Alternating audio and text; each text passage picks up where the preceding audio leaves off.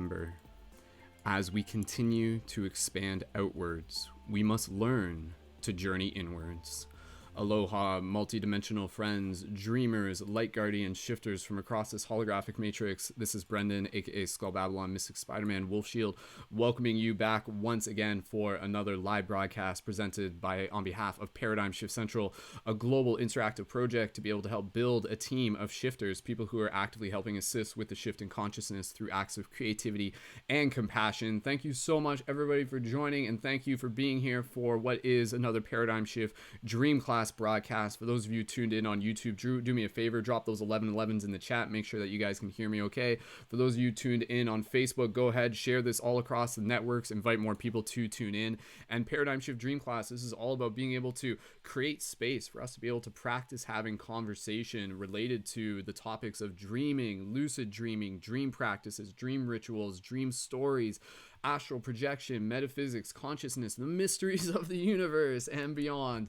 So all sorts of amazing stuff to be able to practice talking about here, and that is exactly what we're doing. We're practicing talking to be able to help support each other as community, to be able to help develop accountability. And simply by listening to this, you're not only going to get inspired, you're going to get educated, and again, hopefully out of this, you'll just feel a little bit more of a pull to start being able to practice more of your own dream practices as well, because obviously, as we'll talk about now, is a very, very exciting and very sacred time to begin learning a little bit more and focusing a little bit more towards our dream practices. So before we get officially into the discussion, I just want to be able to invite the fellow dreamers, the fellow leading members here within the broadcast to gently unmute their microphones and make some noise and join me and just go ahead, make weird animal dream noises and send some love to all the people tuned into this. So go ahead, make some noise, team.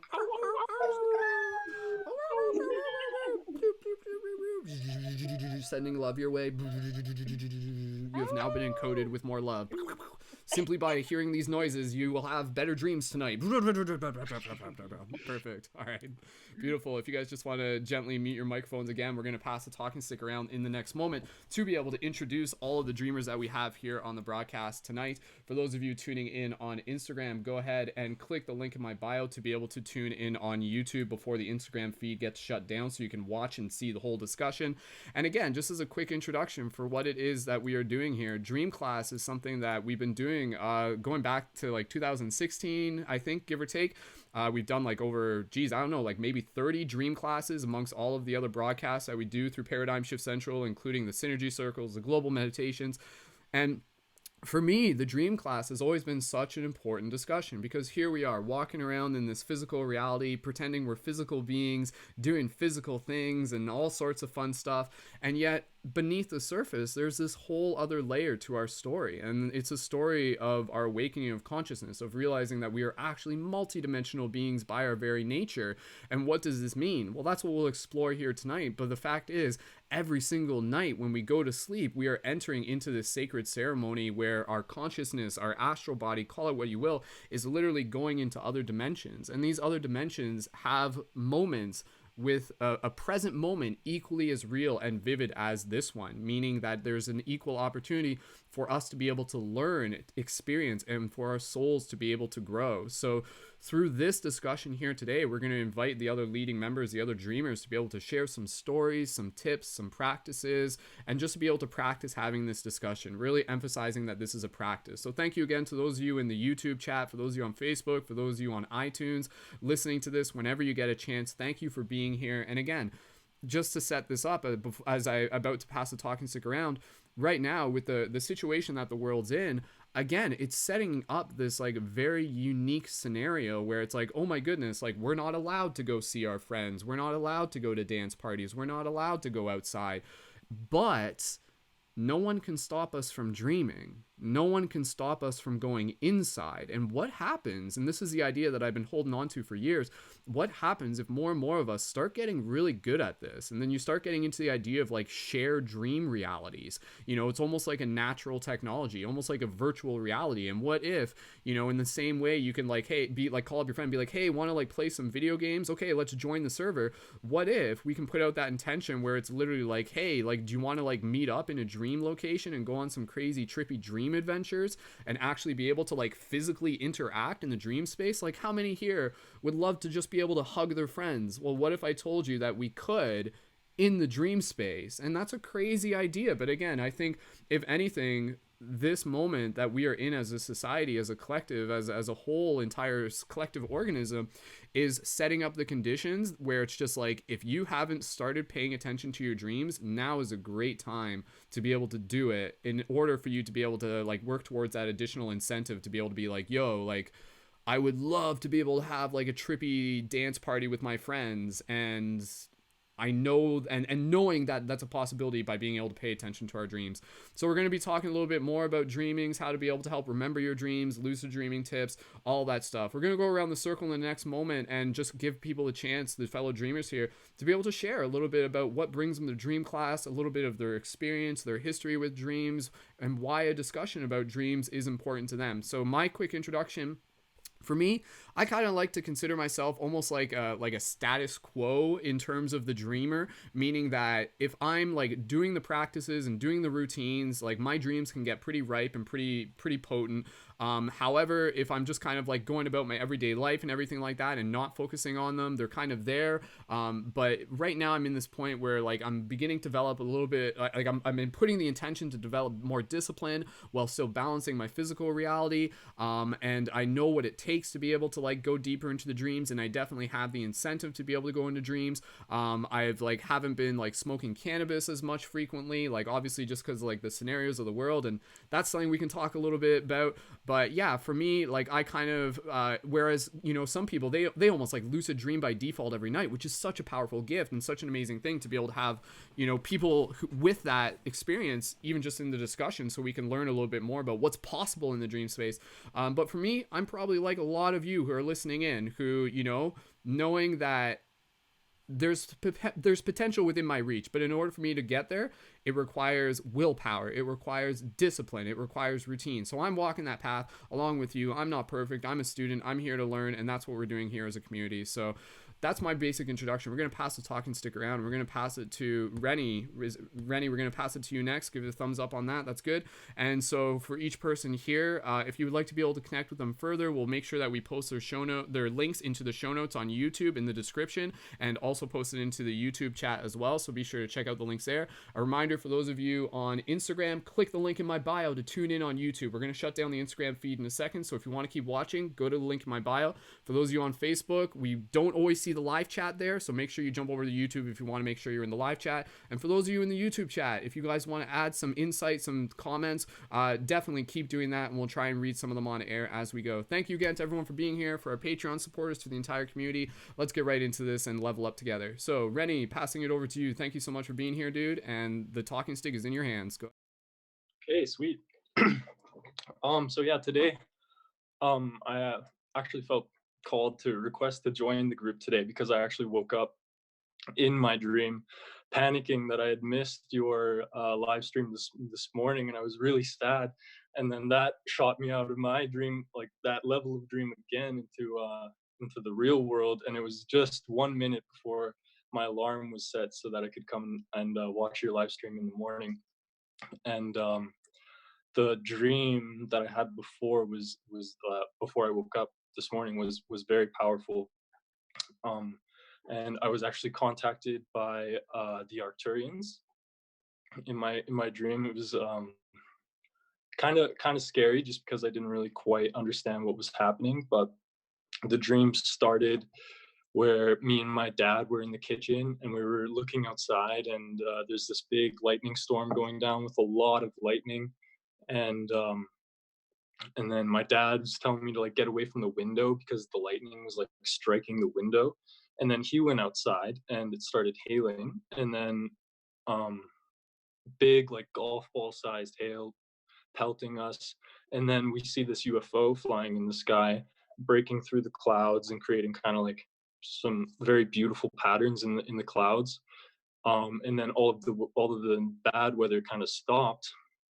And so um in my family, I've been kind of like an advocate for trying to get them to wake up to the reality of extraterrestrials. And so in the dream, I was like, "Hey, Dad, look, there's a UFO," And then he looks up and he's like, "Oh no, that's probably just like a trick of light." And then I'm like, "Oh," and I asked the craft to come closer to us and to show my dad that it's a real craft. And so it turns around and starts coming towards us, and it flies over our head, and we can kind of make out a little bit of details on it, but it kind of seemed like it was still cloaked. And then um yeah, I asked for it to get a little bit closer. And so it comes and it banks back around and gets lower and flies right over top of our heads and shoots out into this field that's right across the street from our house, and then drops down uh, out of our line of sight down a hill because we're on top of the hill. So it dropped out of our line of sight, and we walk over to where the direction of it went, and we see it on the ground, except it's shrunken down into a very small size. It was like the size of a garage or like a couple of cars stacked side by side, but now it's about the size of it could fit in your hand. And we walk up to it, and it starts shooting out these little small rings. They kind of look like ball bearings that you would put on your skateboard or something. They have like a silver ring and then a black ring and then a smaller silver ring in the middle, and it just started shooting out like loads of these, and they were all scattering across the floor, and they sounded like those magnets that kids would play with where you clang them together and they're like and they're all like all around on the floor. And I go down to pick one up, and the craft shoots out this little crab kind of spider looking thing that looked to be made out of stone, and it sounded like stone when it was crawling around, and it jumped onto the back of my hand, and it bit me twice. One time it felt like a little bit of a lighter bite, and then the second bite was much harder. And then my hand started to feel like I had slept on it, you know, when it goes to sleep and it's got like sand in it or whatever, except slightly different. And then the crab jumps off my hand and goes back into the craft. And then my dad and I are kind of freaked out by what the heck just happened. So we start walking back towards the house, and I'm looking at my hand now because it's feeling really weird, and I'm like a little worried about it but not too worried. And my fingers look like they don't have joints in them anymore, like they look like they're just like tubes of like fluid, and they looked like they were like seaweed or something, like waving in the wind, even though I still had control over it. um and then we're walking back to the house, and the craft comes and flies back over our head now, and it's like hovering over the house. And so me and my dad, we go back into the house and we get my mom. I'm like, "Hey, mom, there's a UFO outside." And she's like, "Oh no, no way." And I'm like, "Yeah, come look." And right as I say that, the craft hovers down to where it's through our dining room window. We're looking out our window, and it's at a level where we can just see the bottom of the craft, and we can see all the lights spinning around on it, and it's very detailed, very vivid. And so we go outside the onto the porch to get a better look at it. And then I ask, because I walk out and I'm like so happy that it's here, and that my parents can see it too. And I'm like, "Oh yes, like can you show it? Can you show yourself to us so that we know?" And it lowers down to the point where we can see in the cockpit, and inside is an Arcturian sitting at the controls. And for a moment, my point of view switched to my mother's point of view, and the face of the Arcturian was very distorted. It seemed really pixelated and kind of blown up, like it wasn't showing its true self. But to me, it showed its true self, and it looks exactly like when you Google image an Arcturian, it looks exactly like it, and it was giving off a very childlike energy. And it was very happy looking, and I was so happy to see it in my dream. And then my mom goes back to the house like in disbelief of what she just saw, and then the craft goes and flies away. And as it's flying away, I'm just like so sad that it's leaving. And I ask if it can come back, and so it stops and like turns around and goes and like kind of like is like, what are you gonna do next? Like to me. And then I ask for it to come and show itself like it had just did, and it was like, oh no. And so just zoom like back out into space. And so I kind of took that as like kind of like I asked the wrong question kind of a thing, and that I should have a deeper knowledge or a deeper knowing that like I am connected to them, and that they have like a connection within me, and so I don't need to ask them to like show themselves like that. And so like I should have been asking kind of like a deeper bigger question, or even I kind of got the sense that it wanted me to come along with it, like I should have asked to go with it. And then I go back inside, and I'm sitting down at the dinner table with my parents, and we're like discussing about how like they can come into the house like at any time they want, but they don't because of our free will, and that they don't want to hurt us. And again, like my parents are just like in denial basically of kind of what they just saw. Um, yeah, and then I started to freak out because I thought that I missed your live streams, and so I woke up, and that was the end of the dream. Wow, dude. Thank you, dude. Man, that was an amazing account, amazing story to be able to share right off the bat for Dream Class. Thank you very much. Usually when we just go around, it's usually just like basic introductions, and then we get into the story. But that's totally cool, man. And Oh, again, for sorry, anybody here, not I a did problem. lose Like rush that, I there. didn't really clarify it. Nothing to be sorry about, man. And honestly, like we can switch up the format. So like if anybody here is just like, yo, like okay, like here's a dream that I've got ready to share, please by all means do it. Because again, like the part of the fascinating idea behind this dream class, part of the reason why I created it is to help us document our experiences, you know, like, and that's the idea. Like physically all of these things are happening, but then like dream space, there's like things that are happening, and by us sharing these stories is actually documenting it. And you know, we can get into a little bit more of this topic, which I am incredibly fascinated about, when it comes to, you know, like extra hyperdimensional beings, ETs, whatever we want to call them, and things like that. If you're paying attention, you'll realize that like contact is happening, and it's happening within our dream space. Now, of course, that opens up the discussion of being able to use discernment, and how much is just projections, and how much is, you know, purely just imaginations and symbols and things like that. And I'm sure like everybody, most people, a lot of people have had like variations of sci-fi dreams and everything like that. And again, we can open up, we can start opening up into those discussions, because I feel that the dream space is this common space where, again, like these like higher dimensional intelligence consciousness, it's like a common place where they can meet us, communicate with us, deliver messages to us. And dude, like your experience there is just like, again, like another great example. And so I'll just pass it over to you, just on the topic of it, like after having experienced that, and then we'll pass over to the next person. How did that make you feel? Like what, like have you had dreams in the past that have like been other sort of like contact experiences? Was this kind of like pretty new to you? Like just kind of like, what do you feel you got out of that, in addition to just being able to share it, sharing it here, which is super awesome in itself? Well, yeah, like extraterrestrial contacts are definitely nothing new. I've been having a lot of them in the past, but not so much recently. I think it's mainly to do with because of my use of cannabis. And so, in the past kind of 2 weeks or so, I've really been doing a lot of work with my guides, like debating with myself on whether or not I can still use cannabis and continue to grow and develop. Um, and so, I've shied away from using cannabis. I haven't used it in about like a week and a half now.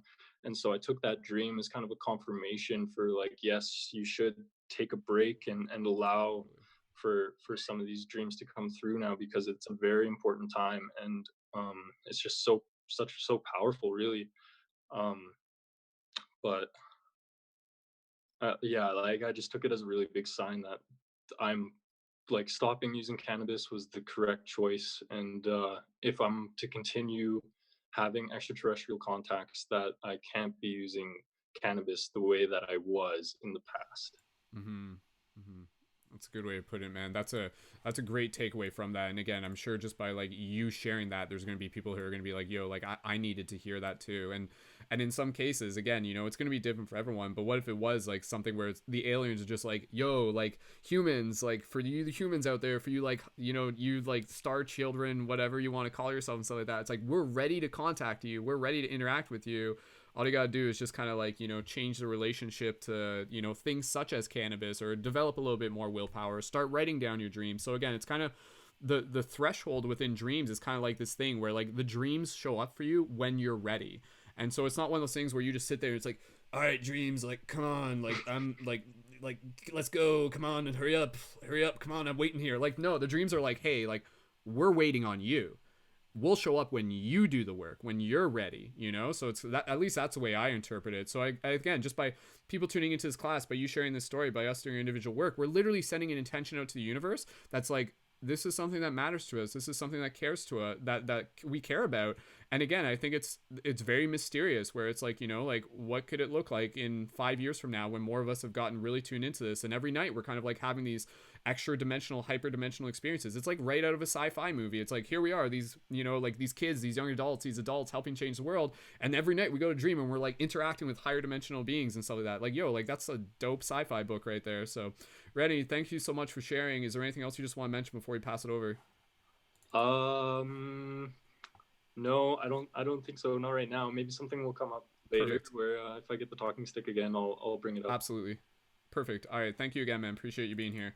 And again, for those of you looking to connect with Rennie, the links are in the YouTube chat. So go ahead, give him a follow. All right, we're gonna pass the talking stick over next. If anybody else wants to jump off of what Rennie was talking about, if you guys got your own, you know, interesting dream stories, please, we can get right into that. Lacey, we'll pass it over to you. And Lacey, whenever you're ready, the talking stick is in your hands. Go for it. And thank you for joining. And let me just make sure that your microphone's unmuted. I can unmute it from my end. It's okay. Oh, yeah. Oh, maybe not. No, maybe I can't. Okay, you press the Can button. you hear me now? Yeah, now we can. Okay. Perfect. All right, Okay, go so for it. yeah, thanks for having me. This is really cool that we started off a conversation with aliens and just like ET, you know, contacts, because one of the dreams that I pulled up is totally about aliens in dream time. So I could share that. Yeah, if that's okay. I know Please you do. wanted to Go wait, for it. but That's what people want. They're just like, give us the alien dreams, give us the goods. give us the Go for it. goods. Good stories. All right, go. Okay. So this was about 2 years ago that I had this dream. So I find myself in a spacecraft flying past a desolate moon. Myself and my co-pilot observe the moon's surface for activity. So we're just kind of like floating around this. Just it was by itself though. It's just like this. I guess you could say it was kind of like a planet. It was quite large. We get very close to the moon's surface to discover deep fissures that are inhabited by many different races of aliens. So, like, we almost like zoomed in on the surface of it, and you could see these like cracks in the moon's surface, and there was like tons of life down there. And there's also like pools of light blue water all over, like that fill these huge craters.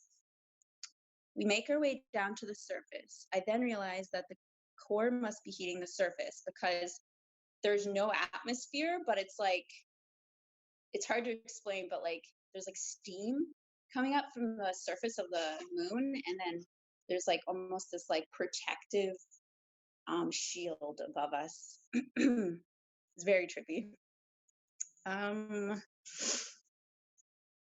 There's a market. So it's like a Chinese market. Like there's tons of different races of aliens everywhere. People are like trading, selling stuff.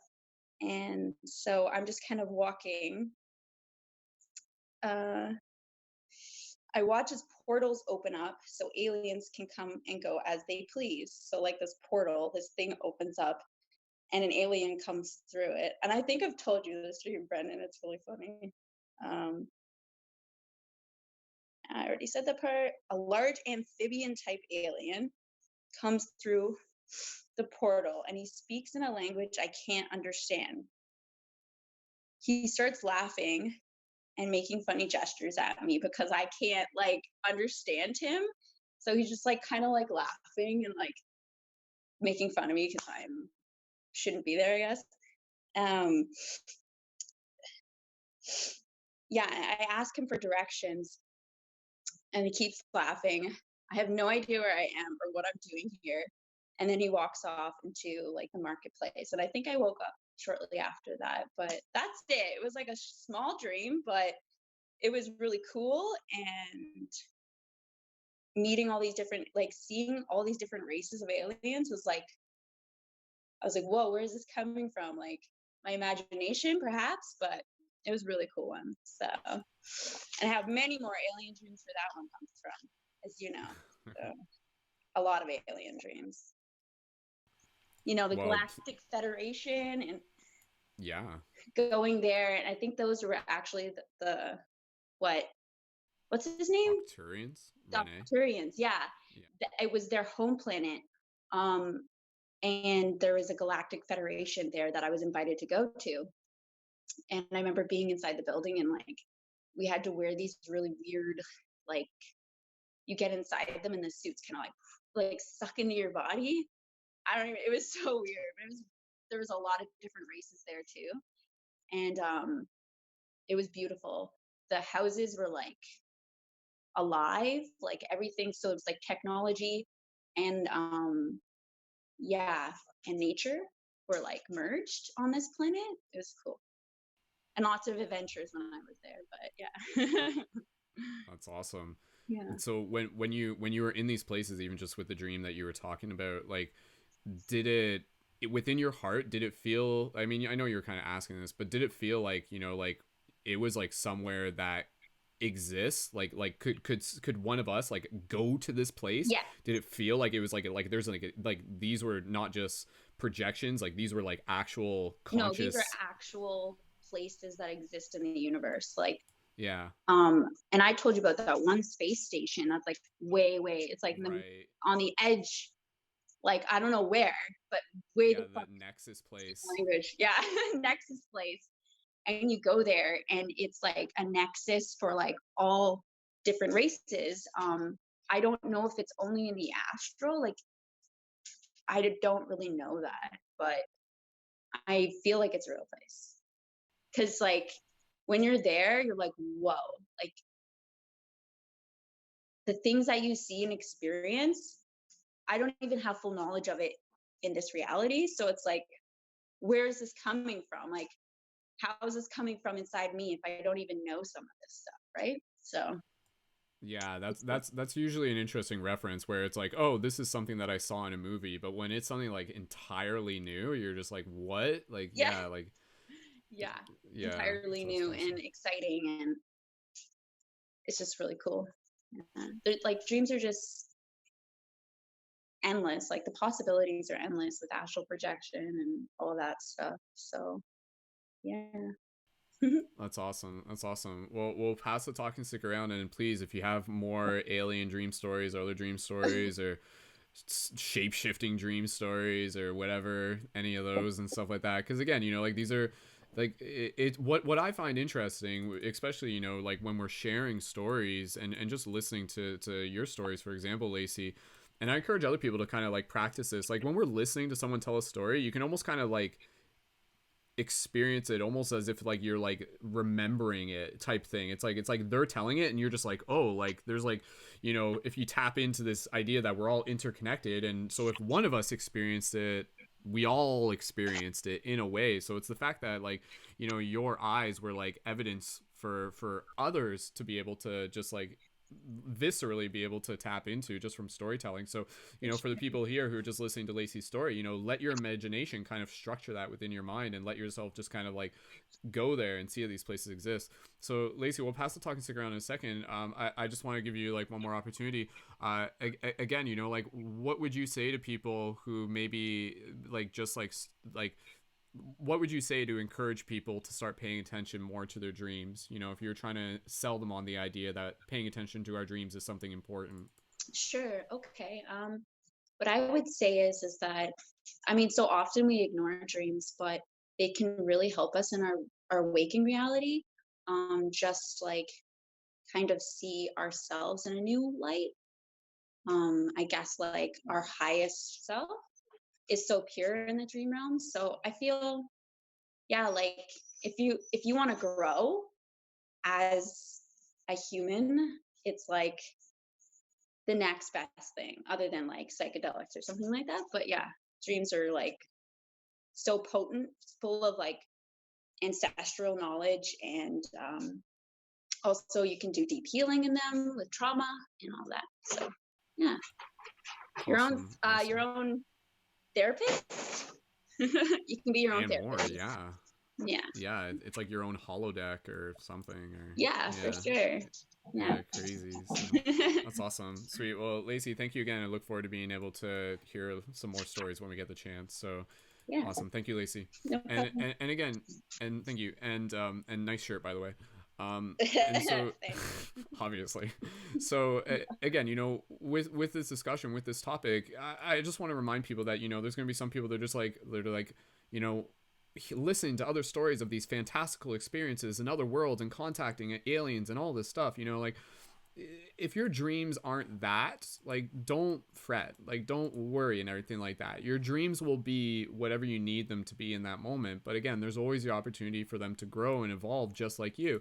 And very simply put, if I was trying to like explain to people why dreams are so fascinating and so important, dreams, I feel, are like kind of like they've always been parallel to our evolution, but now kind of with where we are again, like we've explored the external, and now there's so much internal that is yet to be tapped into.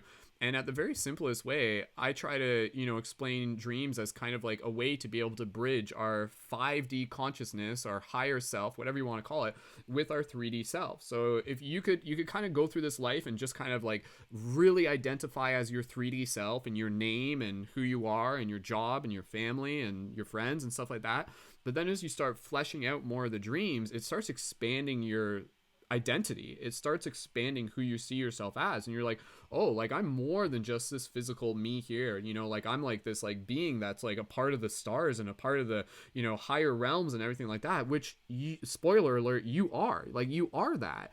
And so knowing that that's a possibility literally for all of us is just a nice little like breadcrumb trail for us to be able to follow, knowing that it's like, okay, like we can get there.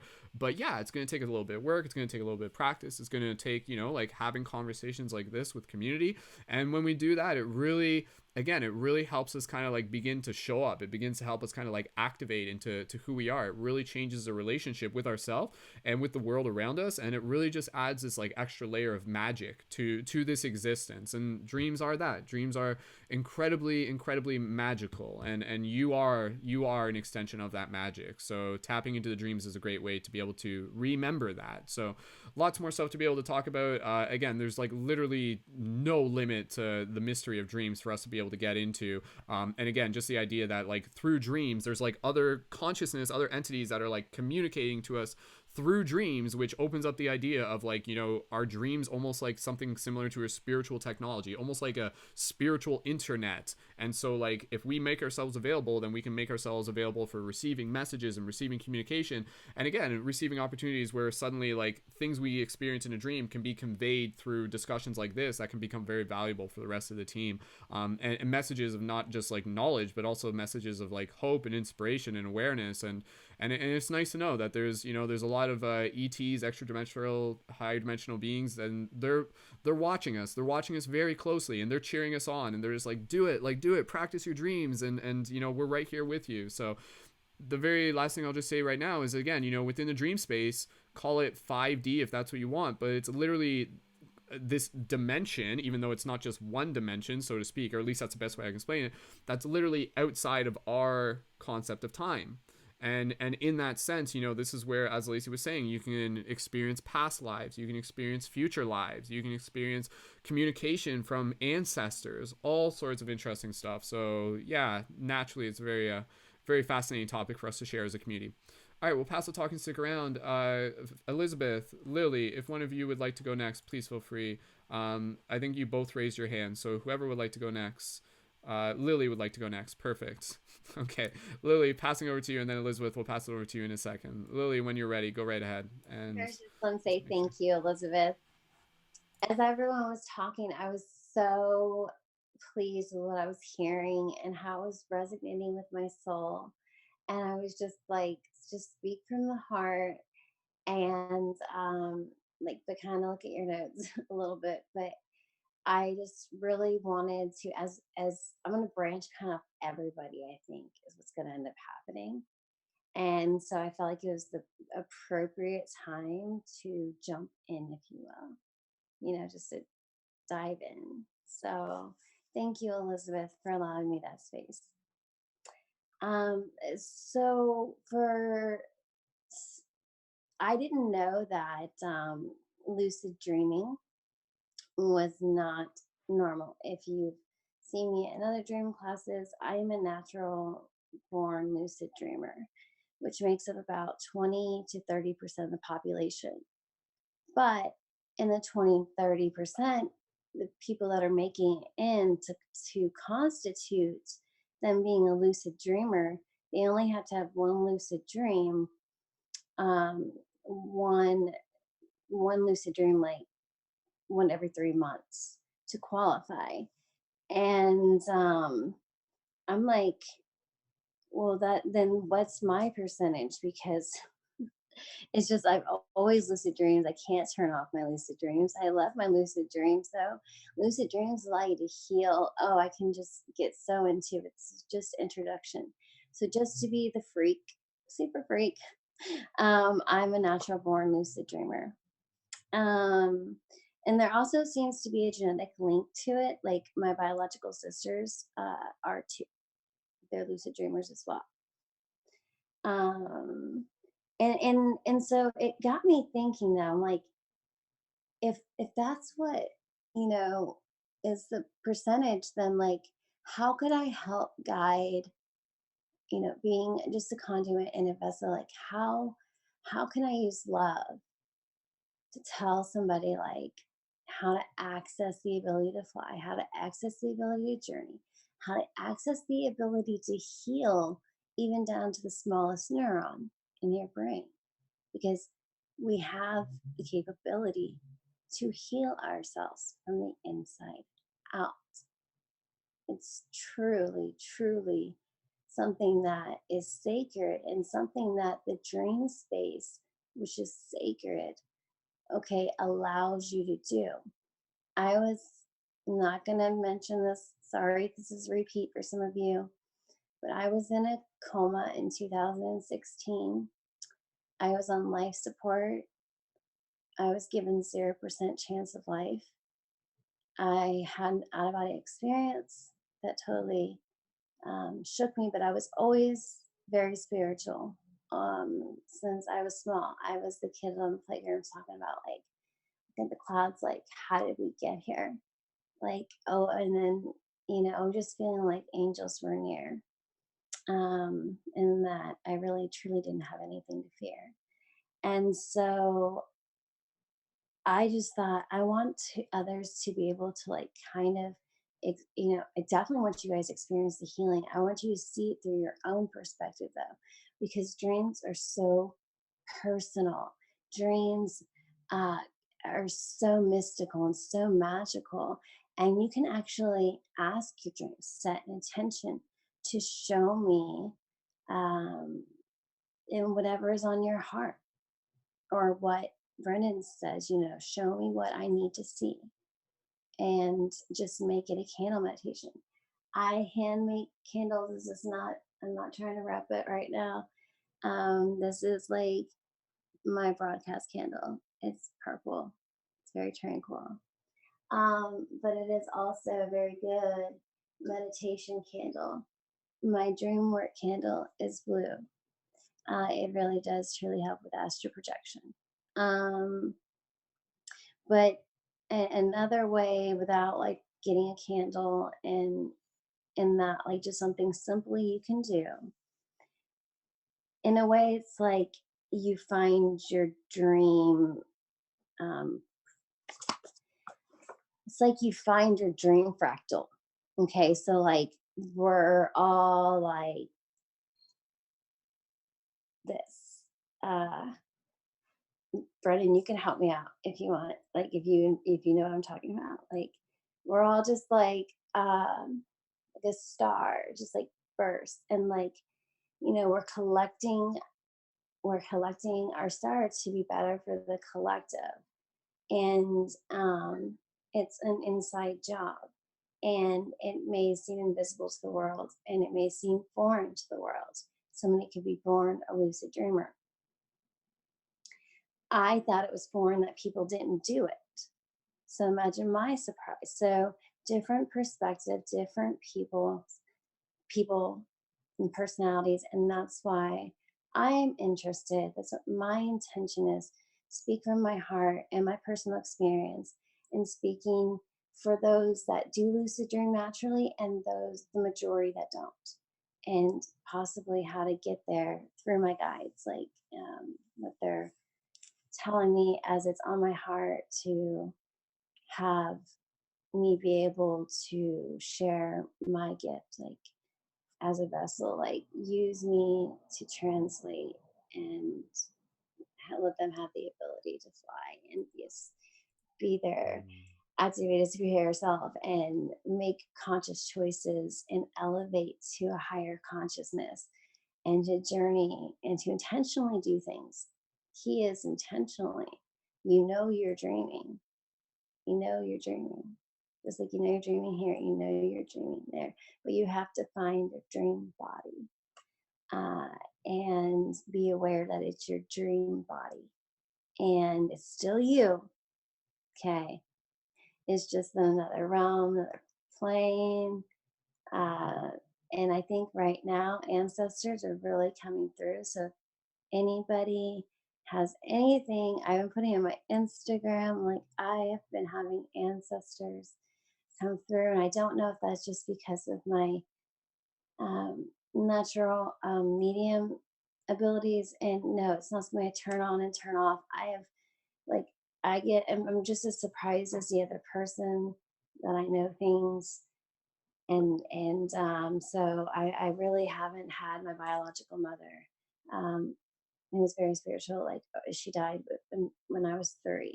She passed away. So I really didn't have anything but a strict like Christian upbringing. So I'm really able to be empathetic, like on like every single scale. And I don't have any regrets in life because I learned from everything. And I think dreams, sometimes like unfinished business or whatever, like sometimes like meeting up in a dream space, there's a lot of healing going on there because again, the ego isn't there. Okay, because you have to lose the spiritual ego. And without the spiritual ego, my sisters and I sync up. And I mentioned that in another broadcast. Like when we really, really, really want to connect in times of trouble, like when we feel it, when we sense it. My biological one's not in a times, but when we sense it, like we meet in a dream, and then of course we're like calling and like seriously, like oh my goodness, yes, you did, yes, that did happen, because it kind of feels like deja vu. It kind of feels like out of body, and then it feels like magical and powerful, and it feels limitless, and that's where I'm going to limit it. Beautiful. Thank you, Lily, for sharing, and some of the things you said there, again, just really great points. I love what you said there, the idea that sort of like fulfilling unfinished business. I think that's a thing that's very fascinating to consider, is that there's ties that we share with other souls, and yet those ties are not limited to the physical. So like there may be like a soul that's like, okay, I'm gonna incarnate on this plane and I'm gonna physically exist with you and we're gonna share our love, and then I'm eventually going to leave this plane, but then I'm still going to be with you, and I'm going to teach you how to be able to connect with me like in the dream space or something like that, and I'm sure many of us have probably had our own variations of that. If like we have like grandparents we've dreamed of, or other close friends or loved ones or something like that. It's just a fascinating thing and just such a heart-opening thing. And again, Lily, I appreciate you sharing it, and I appreciate everybody just being present and holding space. And we're not just here to practice talking, we're also practice listening as well. So very, very important. So Lily, thank you again, and we'll keep passing talking, stick around. And once we pass it to Elizabeth, we're just going to kind of get into some again, just more popcorn style discussion, a little bit more back and forth. I'd love to just even be able to, if anybody's prepare ahead of this, if you guys want to start sharing some tips to help people who may be beginners to just dreaming, not even lucid dreaming. You have to learn how to have like regular dream practice before you get into lucid dream practice. But yeah, we'll get into that as we go. So Lily, thank you again. And again, for those of you looking to connect with Lily, check her Instagram in the show notes, and I posted that into YouTube as well. And if any of you guys want to jump in on the YouTube at the same time, please feel free. Elizabeth, are you ready? We'll pass it over to you. Perfect. All right, Elizabeth, one of our newer participants in our broadcast. Who was here last week for our Conscious Open Mic. Welcome back, and passing it over to you, Elizabeth. Go ahead. And we'll make sure. Do I need to unmute it? Maybe I do. Let I me. I found the I think we're I found good. the mute button. Perfect. The unmute All right, all button. good. Thank you so much for sharing, Lily. I really, really appreciate it. Thank you so much. And so for me, my dreaming, I was an early dreamer. Are you still there? Oh, did I lose you? Okay. All right. Early on in my life, I started being a dreamer. I can remember being very, very young and having very, very vivid dreams. One of my earliest dreams that I ever had that was a recurring dream in my life is I would go to sleep and I would wake up and I would have like wings and a spool of silver thread. And the thread would unravel behind me as I move forward, and I would travel far and wide all over the place, and I would always be able to find my way back by using this silver thread. And sometimes I would travel where I shouldn't be going. I once went to this place. I had to go through several caves, and they looked like caves. Now I know they were portals. So I went through several caves, and I went underground, and I emerged out of this area, this doorway. Um, I opened the doorway and I went through, and I'm like, "Hello, here I am." And I was in this land where they were all dragons, and this dragon was just like, "You don't belong here. Get out." And an angel like immediately appeared, or a fairy, um fairy angel. That's why I have Fairy Farm Girl, because that's been my guide ever since. And she just emerged, and she was just like, "Okay, we got it." And she's like, "Okay, let's go this way, my friend, my beloved little sister. Let's go this way." And so she traveled back with me and then explained to me, "You go here, but you're not allowed to go there. You're not ready. You can go here, but not there. I've been watching you, and you've been going places where you shouldn't go because you're not ready." And she said, "You can go there if you'd like, but I just wanted to let you know that this isn't in your best interest to do." And I took her advice to heart, because the dragon was very, very, very scary. It frightened me. And that led to a fascination where I tried to learn everything there was to know about dragons. And really, when I was ready and I was older, I did connect to the dragon realm. But dragons are like people. There are good ones, and then there are ones that maybe are not into your best benefit. It doesn't necessarily mean they're bad, or I used good just for lack of a better word. Um, there are things that are beneficial and unbeneficial. So I'll leave a story about benefit, whether or not something is beneficial, with this story. So there was once this girl who wanted to save scorpions. She saw them, they were crossing the road. She felt so sorry for them because they were getting squished by cars. And so when there was a break in traffic, she went out and she picked up the scorpion. And she picked it up and said, "Oh, scorpion, I'm going to save you." And the scorpion stung her repeatedly. And she wouldn't drop the scorpion because she wanted to save the scorpion. But the scorpion couldn't help but sting her, because that's what scorpions do. They sting. So when she crossed the road and she put the scorpion down, she had hurt herself by holding the scorpion, and she had a huge bite, sting bite on her hand, and it made her very sick.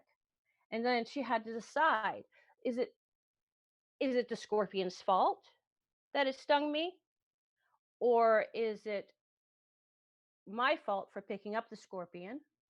Or is it nobody's fault because the scorpion was just being a scorpion and she was just being herself? But what she learned from that experience was one shouldn't pick up scorpions with bare hands because it's not a beneficial choice for yourself. And so that's what you have to decide when you travel far and wide, as to whether or not where you're traveling is going to benefit you and your development and where you're at in your learning. I've probably talked more than I should have talked, so I'm going to pass it to somebody else now. No problem. So just to confirm, for context, the story you shared there, that was that a dream story, or was that just more of just a metaphor? That was a dream and also a metaphor at the same time. It was a metaphorical dream. Meta dream. Yeah. The thing with dreams is you can get prophetic dreams, you can get travel dreams, you can have dreams that show you where to get stuff. Like right now with the global health challenge, a lot of people need toilet paper. So the other evening I said, I really need toilet paper. Universe, I really need toilet paper. I don't want to travel for 3 hours looking for toilet paper. Please show me where I can get toilet paper. And so I went to bed and I fell asleep, and I had this amazing dream of where I could go to get toilet paper. And I went to that store and they had toilet paper. That's the way you can use dreams. You can use dreams to find stuff. You can use dreams. There was a time when I lost my keys. I didn't know where they went. Things just sometimes go places in my house. And I don't know if I have rats that take them or if it's a portal or whatever. I don't know. Yeah. But I couldn't find my keys anywhere. So I said, okay, universe, I can't find my keys. Please show me where they are.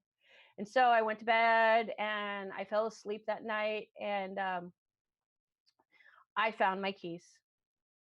I had a dream where my keys were. They'd fallen behind something that I hadn't bothered to pull out and look for. And when I pulled the dresser out, there were my keys. So you can use dreams in that way. You can also use dreams to lucid dream. You can travel with dreams. When I was a little bit older, in my late teens, I'm a Generation Xer. I am not young. I connected to the Arcturians and learned a lot from them. I also connected with Buffalo Calf Woman. I am not Native American genetically, but I come from a tradition of belief where our genetic heritage is not necessarily where our soul has been. And we've been here more than once. So that's how I view the world. Other people have different views. There's room for everybody to have their own beliefs. So with that, if you want to ask me any questions, go ahead. That's awesome. Well, I think from there we'll just kind of springboard that into some group discussion, because there are some really fascinating points that you were making there. And again, it's just for everybody listening to this, I hope it's just kind of helping us paint a bigger picture of, like not only just like what dreams are, but practically like what they can be used for. And again, for us to be able to like put intention into them, for us to be able to receive guidance and answers. And again, it's like here we are, these like little physical beings, and yet like every night we expand into this vast, infinite dimensional space, and within it there's guidance, there's answers, there's perception, and one of the things that I think is very, very worthwhile to be able to observe within dreams, and from here I want to be able to just kind of like set it up for anybody else who wants to jump in, and maybe we'll pass it to Lacey or Rennie just to kind of keep an order going. But like dreams communicate to us often through the language of symbols. Like symbols in themselves are like the oldest language, so to speak. They are a language within themselves. And so this is where it gets into the idea that when we wake up from a dream, we might not be able to literally interpret it, but if we were to look at it more as like a parable more as like a symbol, or more as like something that's meant to like evoke some sort of like emotional resonance or something like that, then it can kind of like begin to see it a little bit differently. So I think when we get into looking at dreams, we have to almost be able to practice looking at it from both the left brain and the right brain, from both like the logical, the analytical, and also like kind of like the more of like the abstract and the creative, and just trying to, you know, be more open to like the emotional significance of why we see certain things. So again, I want to be able to maybe again, either to Rennie or Lacey and things like that, what have you found has been helpful for you, like going into a dream to be able to get the most out of your dream? Like, so, you know, one thing that we really want to be able to emphasize is that like dreams in themselves, they're like a sacred ceremony. So in the same way, if you're working with, you know, like some sort of sacred ceremony, whether it be psychedelics or otherwise, you bring a lot of intention into that. And so maybe for, if you have something you would want to share, what have you found has helped for you? Have there been times where you've like gone into dreams with a specific question, similar to what Elizabeth is saying? Have there been specific kind of like routines and rituals? And again, we can start kind of evolving into just like the practical tips. So Rennie or Lacey, if one of you wants to jump in next, and again, we'll just kind of go into popcorn style, and we'll try to keep our answers kind of like, you know, not as much as you wish to share, but we'll just kind of get into a little bit quicker conversation back and forth. Rennie, we'll pass it over to you, and then Lacey, if you want to still add something in related to this, by all means. Rennie, go ahead. Well, yeah, like when you asked if there's anything that can kind of help you dream better, or whatever, it's what I found is having a knowing that whatever Honey, you're seeing is real. I just please say goodbye. I need to jump off. Lily, That's oh, why I silly was Lily, like, do you have to head out? just because that's why Oh, my Okay, sorry, go cousin for it, Lily. Lacey and I have to leave now because I only got 3 hours of sleep last night, and Okay. I need to sleep. Okay, So, Lily, we'll pass. Did you want to say something before you head out? thank you, everybody. Thank you, Okay. Rennie. Let Love Lives. I think I spoke with you. Rising with Wolf. Yeah, I saw you guys both in the live chat. Yeah. Cool, Rennie. Wonderful, Elizabeth. Seeing you on here, hearing great stuff. Good to see. Was it Barbara? Lacey again. Lacey, yeah. Yeah, good to see Lacey again. Always full of energy, and I need to resume my energy by resting. So Lily, I need to thank you for restore. joining. See, that's a tired name. I need to restore my energy by resting. Oh, please. Yeah, Thank yeah. you. Go get some sleep. Yeah, charge up. All right, plug back in. Take care.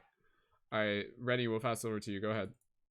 Yeah, I was just saying, like having a knowing that whatever you're experiencing can be real, and to not let like the ego mind, like question what is happening, because some of the stuff that we can experience in the dream can be so different from anything that we've ever seen in the Matrix, that it's just it pulls us out of it if we start to question, and if we start to you know lack knowing that what we're experiencing is an actual experience. So just really fully allowing yourself to dive in and be in whatever you're experiencing, and trying to just leave the ego on your shoulder, and be the multidimensional side. Cool, man. And again, just kind of going back to a particular question, what have you found physically has helped you sort of develop more awareness within the dream space?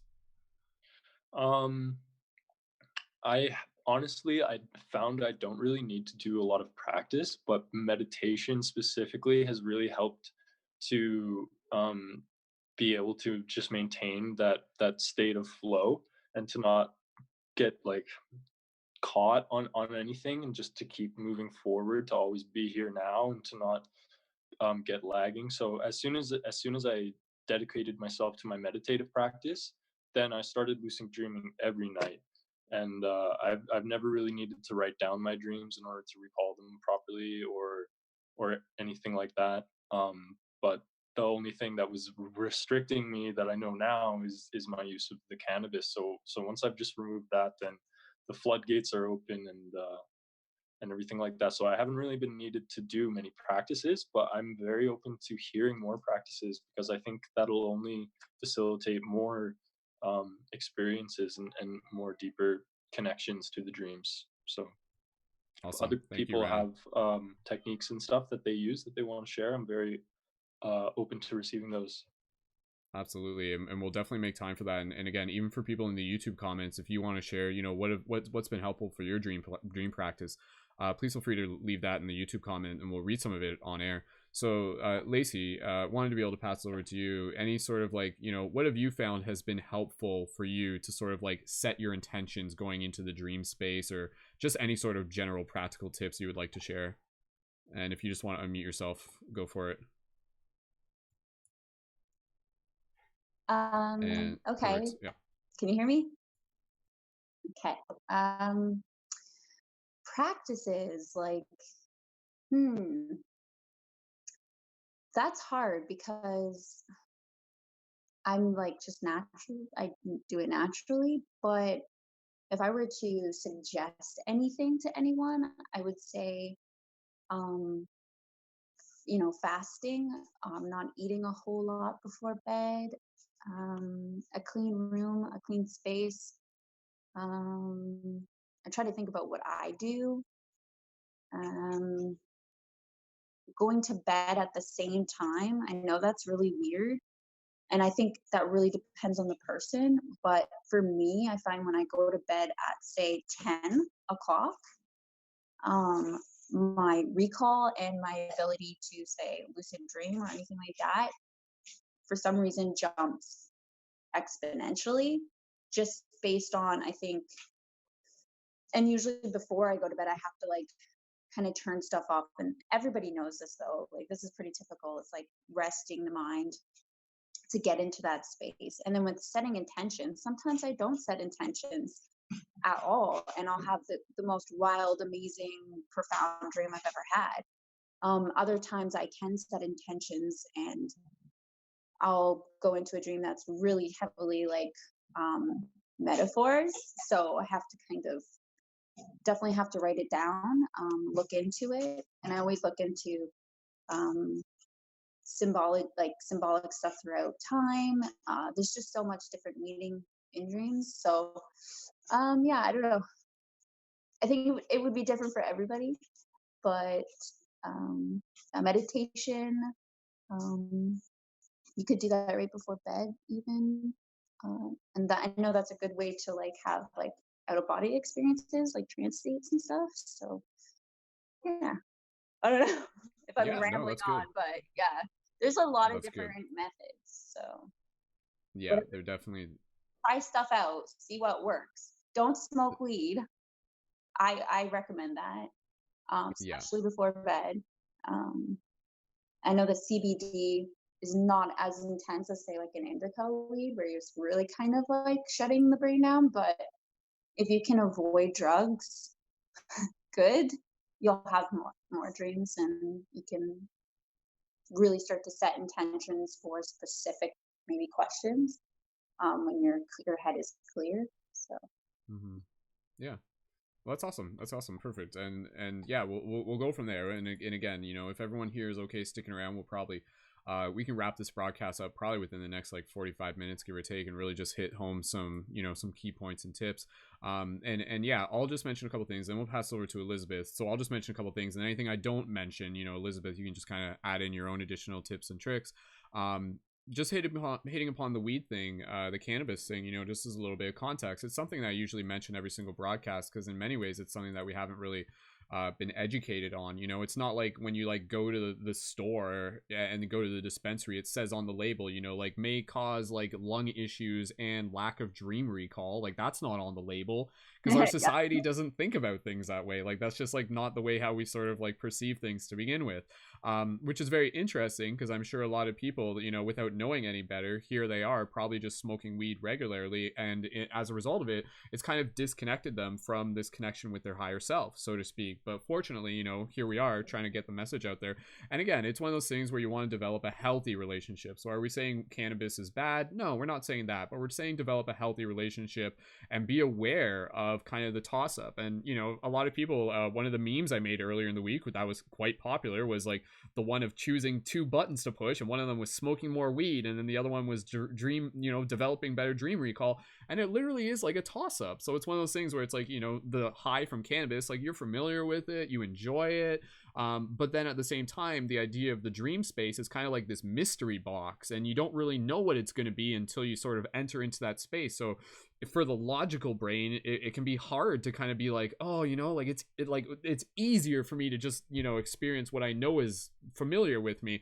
So that's where with dreams, in a lot of cases, in order to be able to delve deeper, it really it beckons us to be able to have more of that willpower. But in doing so, we are rewarded for it, and we are rewarded for our patience. And it might not be something where it's like, it might not happen right away. There's like other elements that kind of play into that, but it definitely is a very important variable. And to just explain it, you know, because people are just like, well, why does it do that? The basic way I can explain this, to try and explain it in like somewhat of a logical sense, basically, from my understanding, imagine it this way: when we smoke weed, it's like it kind of like opens up the energy channels in our body. And you can kind of, and literally when we smoke weed, like, why do you think we say like, oh, I feel high? Like, it's almost like you're feeling like a higher vibrational state, so to speak, because the energy channels are more open, the energy is kind of flowing. And that's kind of, yeah, like literally like your perception's heightened, your imagination's kind of like working a little bit faster. It's like the processing power on a computer is kind of like accelerated. So if you think of this as like an electrical machine, so to speak, then basically once you finish like smoking weed, it's like the wires and things like that, it's like it takes 24 hours for them to like recalibrate to their regular format, which is optimized for being able to just be like present and being able to, you know, like be able to, you know, recall things in the dream space and be more present in the dream space. So again, it's like, it's almost as if like, you know, when we smoke weed, it's kind of like, it's like running like a marathon with our energetic body. And then when we go to sleep, that body's already tired, so it doesn't really get as far, and it can't do quite the same thing. You know, it's like as if like you're like hitting the gym and you're doing it and doing it, and then like a couple hours later someone's like, okay, now do that twice, and you're just like, oh, like that's hard. Whereas if you wait and then just do it once, that first time you go into it, you got all the energy all at once.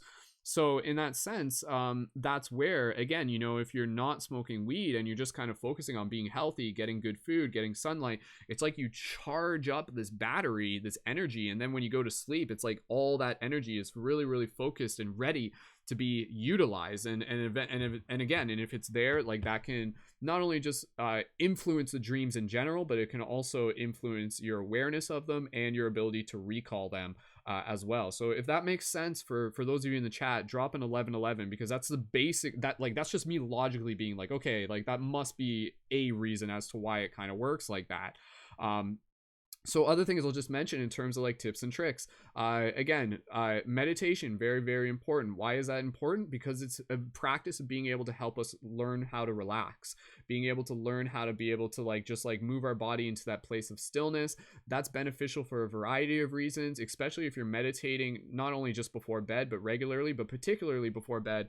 The practical reason for meditating before bed as you go into the dream space is to be able to sort of like dump out ideas in your brain that would otherwise be like populating your focus.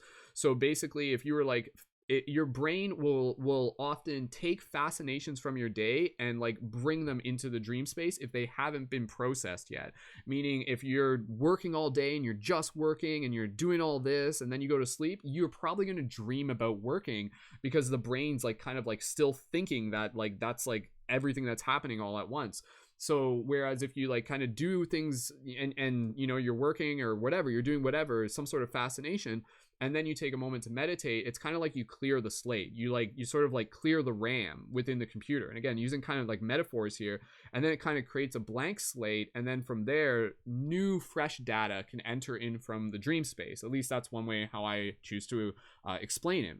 So meditation before dreaming is very good, just to be able to relax the mind. And then, of course, this is something we can talk about, that state where you're kind of like being aware as you're falling asleep, as you're kind of shifting into that hypnagogic state. And this is where we can start getting into the discussion of lucid dreaming and astral projection, which I want to be able to do while we still got everyone here. If anybody needs to leave early, please let me know, just so I can like kind of coordinate that. The other things I'll just mention here real quick, dream journal. Dream journal is incredibly important because, again, not only is that going to just like be beneficial for you to be able to see what you're experiencing, but the process of creating a dream journal is literally like a muscle in itself. It's an exercise in itself. And so the basic tips that correlate with the dream journal is that when you wake up in the morning, try not to move. Try not to get up out of bed and go to the bathroom and brush your teeth. Wait, stay in bed. Stay as still as possible, as little movement as possible, even meditate a little bit while you're still there, kind of recall, think backwards, kind of like do a retrospective meditation to kind of like think backwards, and then gently kind of like write down your dreams, have your pen and paper nearby. And the reason for this is that like the dreams, this consciousness and the dream consciousness, it's like it's connected by like a very delicate like cable or something like this. Again, using like a metaphor, it's almost like a golden cable. And then when you get up and go to the bathroom, that cable gets unplugged. It's just like clunk, it just like unplugs, and then you try and go back and you're just like, oh wait, like what? And like you can't just reconnect it quite in the same way. But you know, maybe what's trippy sometimes is that like sometimes you'll remember a dream that you had as you start falling back asleep again, or as you're in that relaxed state, and it kind of reconnects. So again, when you're waking up in the morning, keep that cable connected and then start writing things down, and then go up and do whatever you do. And then what's actually going to happen is that what you wrote down will serve as a symbol and a portal to kind of initiate the memory of that experience. So there's like the memory of the dream, and then there's the memory of like the memory of the dream, like the memory of the story of the dream, which is like helping you kind of recall it in general. And again, that's where you start getting into the process of like being able to interpret symbols, recurring themes. You're kind of creating like this chronological story, characters start appearing again. Other things Lacey mentioned, you know, just paying attention to food, not eating a heavy meal before bed, similar with what I mentioned with cannabis. Your body is this very sensitive, energetic system. And so if you're eating food before bed, that takes a lot of energy for your digestive tract to be able to do things with the food. If it's not doing things with the food, that subtle energy is able to go towards like your cranium, your conscious process of being able to remember dreams. So that's where if you go to bed, you fall asleep, and then like, yeah, you can kind of remember things. Lacey, did you have something to say there? Is that what was your hand up to respond? Yeah, go for it. Just jump, and if anybody else just jumps right in, I'll mention more stuff as we go. But yeah, please go ahead, Lacey. Just what you're saying reminds me of something my mom always used to say to me growing up. She'd be like, "Don't like if you eat right before bed, you'll get nightmares." And like obviously me, like I'm super like, oh, I want all this, you know, stuff. So I definitely, when I was like a kid, found myself, and interesting, like nightmares is like very unconscious, right? Like you're so deep in a sleep, and then you know you go to a dark place. So I don't know, I just feel like that kind of tells you where your energy's at. Like when I have a full stomach or I ate right before bed, I might have very I don't know what to call them, but darker dreams, like heavy dreams almost. Yeah, I mean, very, I know that's, yeah. The energy is just kind of darker, denser. Yeah, denser energy. You're kind of heavy. Yeah. Not to say that those don't have their purpose as well, but I find if I'm pretty crazy with food before bed, then I might have like I don't have nightmares, but you know when I was a kid I did. So don't eat before bed. Unless you want to have trippy dreams. What? Yeah. Oh, unless you want to have the weird, like, again, and I think that's kind of the thing with dreams is that, you know, you can kind of approach it as an experiment. You're just like, okay, I'm going to eat this pizza before bed just to kind of like keep track of the variables. Yeah. You know, like that's the thing. You can try it. Sure. And it's interesting. And I'll just say this and we'll pass it around. I think Elizabeth wants to add some stuff in. There's obviously more tips and tricks. And I want to be able to just like, you know, let's talk about lucid dreaming and astral projection. We haven't got into that. But the one thing I was going to say is that, you know, you almost dream of a reflection of like what your energetic state is going into the dream space. So again, if you're like, maybe, you know, like if you're like nice and relaxed and maybe you've been doing a little bit of fasting and maybe you did some exercise and maybe you got all your sunlight and you're feeling happy, you're feeling well taken care of, and then you go to sleep, like you're kind of like creating the condition where again, you're like sending out the signal. You're like, all right, universe, consciousness, like I am ready to receive. And so this is where, again, you know, I think for us, we really have to understand that our role within the dream process is to be like students or like ambassadors for us to be able to be present for the dreams. You know, it's like I've kind of imagined the story before where it's like, you know, like imagine like these higher dimensional beings and they're like actually almost like creators of our dreams. Like they're constructing dreams. They're like making these little movies in this higher dimensional space. It's really weird. And they make this like beautiful movie and it's got like this beautiful message into it. And then it's like this very delicate thing and they're like, okay, human, like here it comes. Like I'm gonna hand this to you. Okay, you ready? Are you ready? Okay, here. And then they like toss it to us and then we're just like, whoopsie, I dropped it because I wasn't ready for it. And then they're just like, seriously? Like serious, like okay, are we gonna try this again? Okay, here comes another one. And then you're just like, oh whoops, I dropped it again, right? So imagine them like just getting pissed off at the fact that they're creating these like really important messages and dreams, and here we are as humans just like we're dropping the ball, like literally. So imagine the idea that again it's kind of there's two parties at play here, which is weird to think about, because again society will just be like, oh, dreams are just, you know, random stuff within your head. But I like the idea that it's like when we show up with an understanding of our role as like ambassadors for these dreams, then we can show up and be like, okay, I'm ready. What do you want to give me? And then it like lands there, and then you hold it as something sacred, and then you like bring it into your being, and then you're just like, okay, I've received this, and now I will bring it with me. And then sometimes it's something that we share with other people, and sometimes it's just something that's really meant for us. And that's like also again very important, is like knowing what dreams are meant to be shared and knowing what dreams are really just for yourself too. But yeah, knowing as cosmic citizens, I feel now more than ever, in order to be able to help us evolve collectively and individually, we need to show up as ambassadors for the dreams. And that's where again, you know, like doing your part is doing the things that we're talking about, doing the meditation, the dream practice, taking care of yourself, showing up as best as you can in order to be receivers. Like we're talking to aliens here, boys and girls. Like this is it. We're at that point. Let's like do what we can to be able to show up. And again, even for those of you who aren't talking to aliens, still be open to the idea that like you are receiving the dreams you are ready for. And it's kind of like going to be coming in stages. So even though you might not receive those super amazing dreams right away, keep showing up, because sometimes it's there to test you. You know, it might be like, okay, like we got a really, really beautiful dream, but we need to make sure this person's like worthy of it, quote unquote. So we're going to send him 10 mundane dreams. And then if they can make it through that, then we'll send them the very special dream, you know? So like how many of us have had those where it's like regular dream, and then suddenly it's like, whoa, that dream like blew my mind. Lacey, do you want to jump in with something? Go ahead real quick.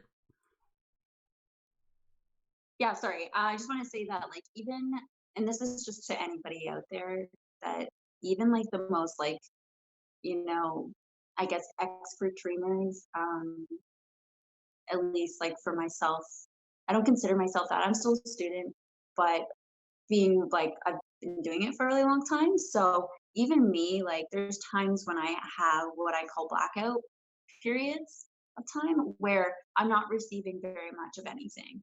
At times I feel really lost in those, like, because I'm practicing, but yet there's nothing coming. And what I would just say is that, like, don't give up. Just stay present with your practice, even if you're still not receiving a lot on some days, because not every night you're not gonna have like this like profound, or like, you know, it could be really little, or you could literally be in the black void. So maybe that's what your body needs. Maybe that's where you're just at the time, and to kind of like be gentle with yourself and be easy with where you're at in that kind of realm.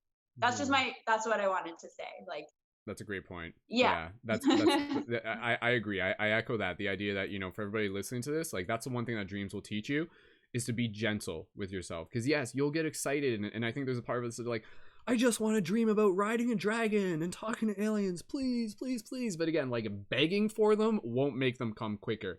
Gently putting out the intention and just being like, I am ready to receive when you decide I'm ready. And again, it's really tricky because it's like, who's the you in this picture? But it turns out, plot twist, the you is actually us. Whoa.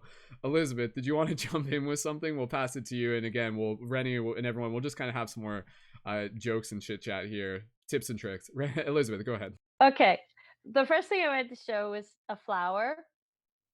And if you look at the flower, you can see how every petal is interconnected. And one of the things that can help you um, become more aware of your dream state is to start to study things that are interconnected. Really look when you go out into nature, really look how nature is organized. Look at that intelligent design that it's made with. Really, really look at it. Look at the leaf on a tree. Look at how the leaves are arranged on the whole tree. Look at the bark on the tree. Look at the roots. Put your hands really into the soil and feel the soil. It's alive. And through the conduit of connecting with nature and trees and connecting with the flower of life, which is within us all. We are all part of the flower of life. You might say the flower of life is the one true sacred organizing principle, that is the science of love and light, which is way beyond my concept other than the flower of life. So every form that you see that you say, wow, that's right on, like the yin yang symbol and the peace symbol and the heart symbol, all of it is contained within the flower of life. Um, a good reference for that, if you want to learn more about it, is Charles Gilchrist. He's an amazing artist Yeah. that has based his entire life on the flower of life.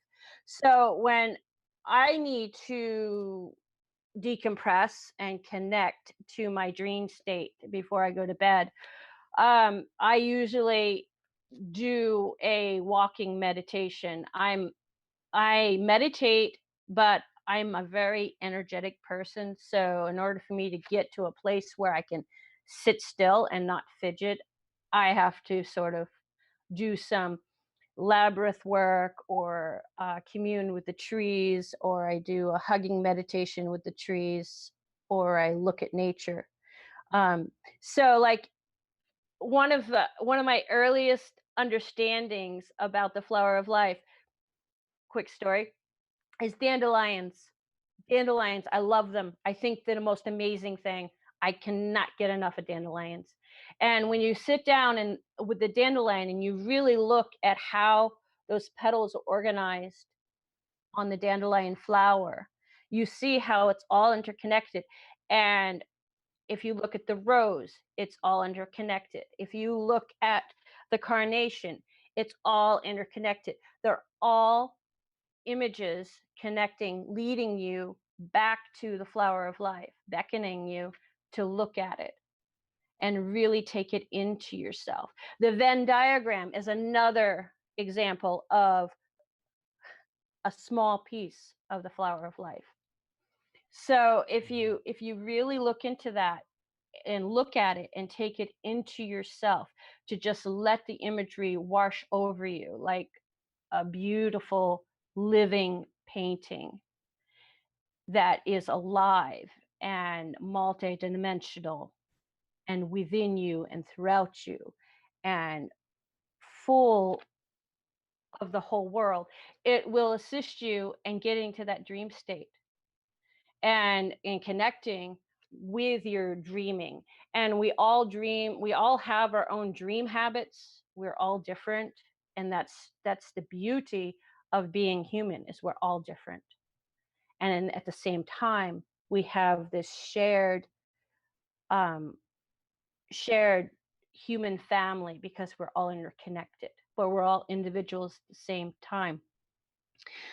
So that's what I wanted to say about that. The other thing I wanted to say is, I find rocks and crystals and shells and basically little bits of nature I bring in. I have all kinds of collections, but I find amethyst and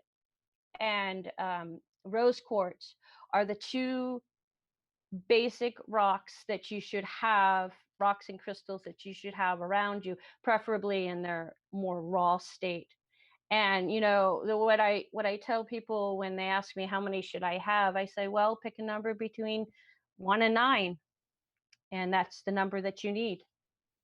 Just just close your eyes, and just whatever comes to your mind is what you need, without really thinking about it. You just sort of like allow your soul and your spirit to speak to you very quickly.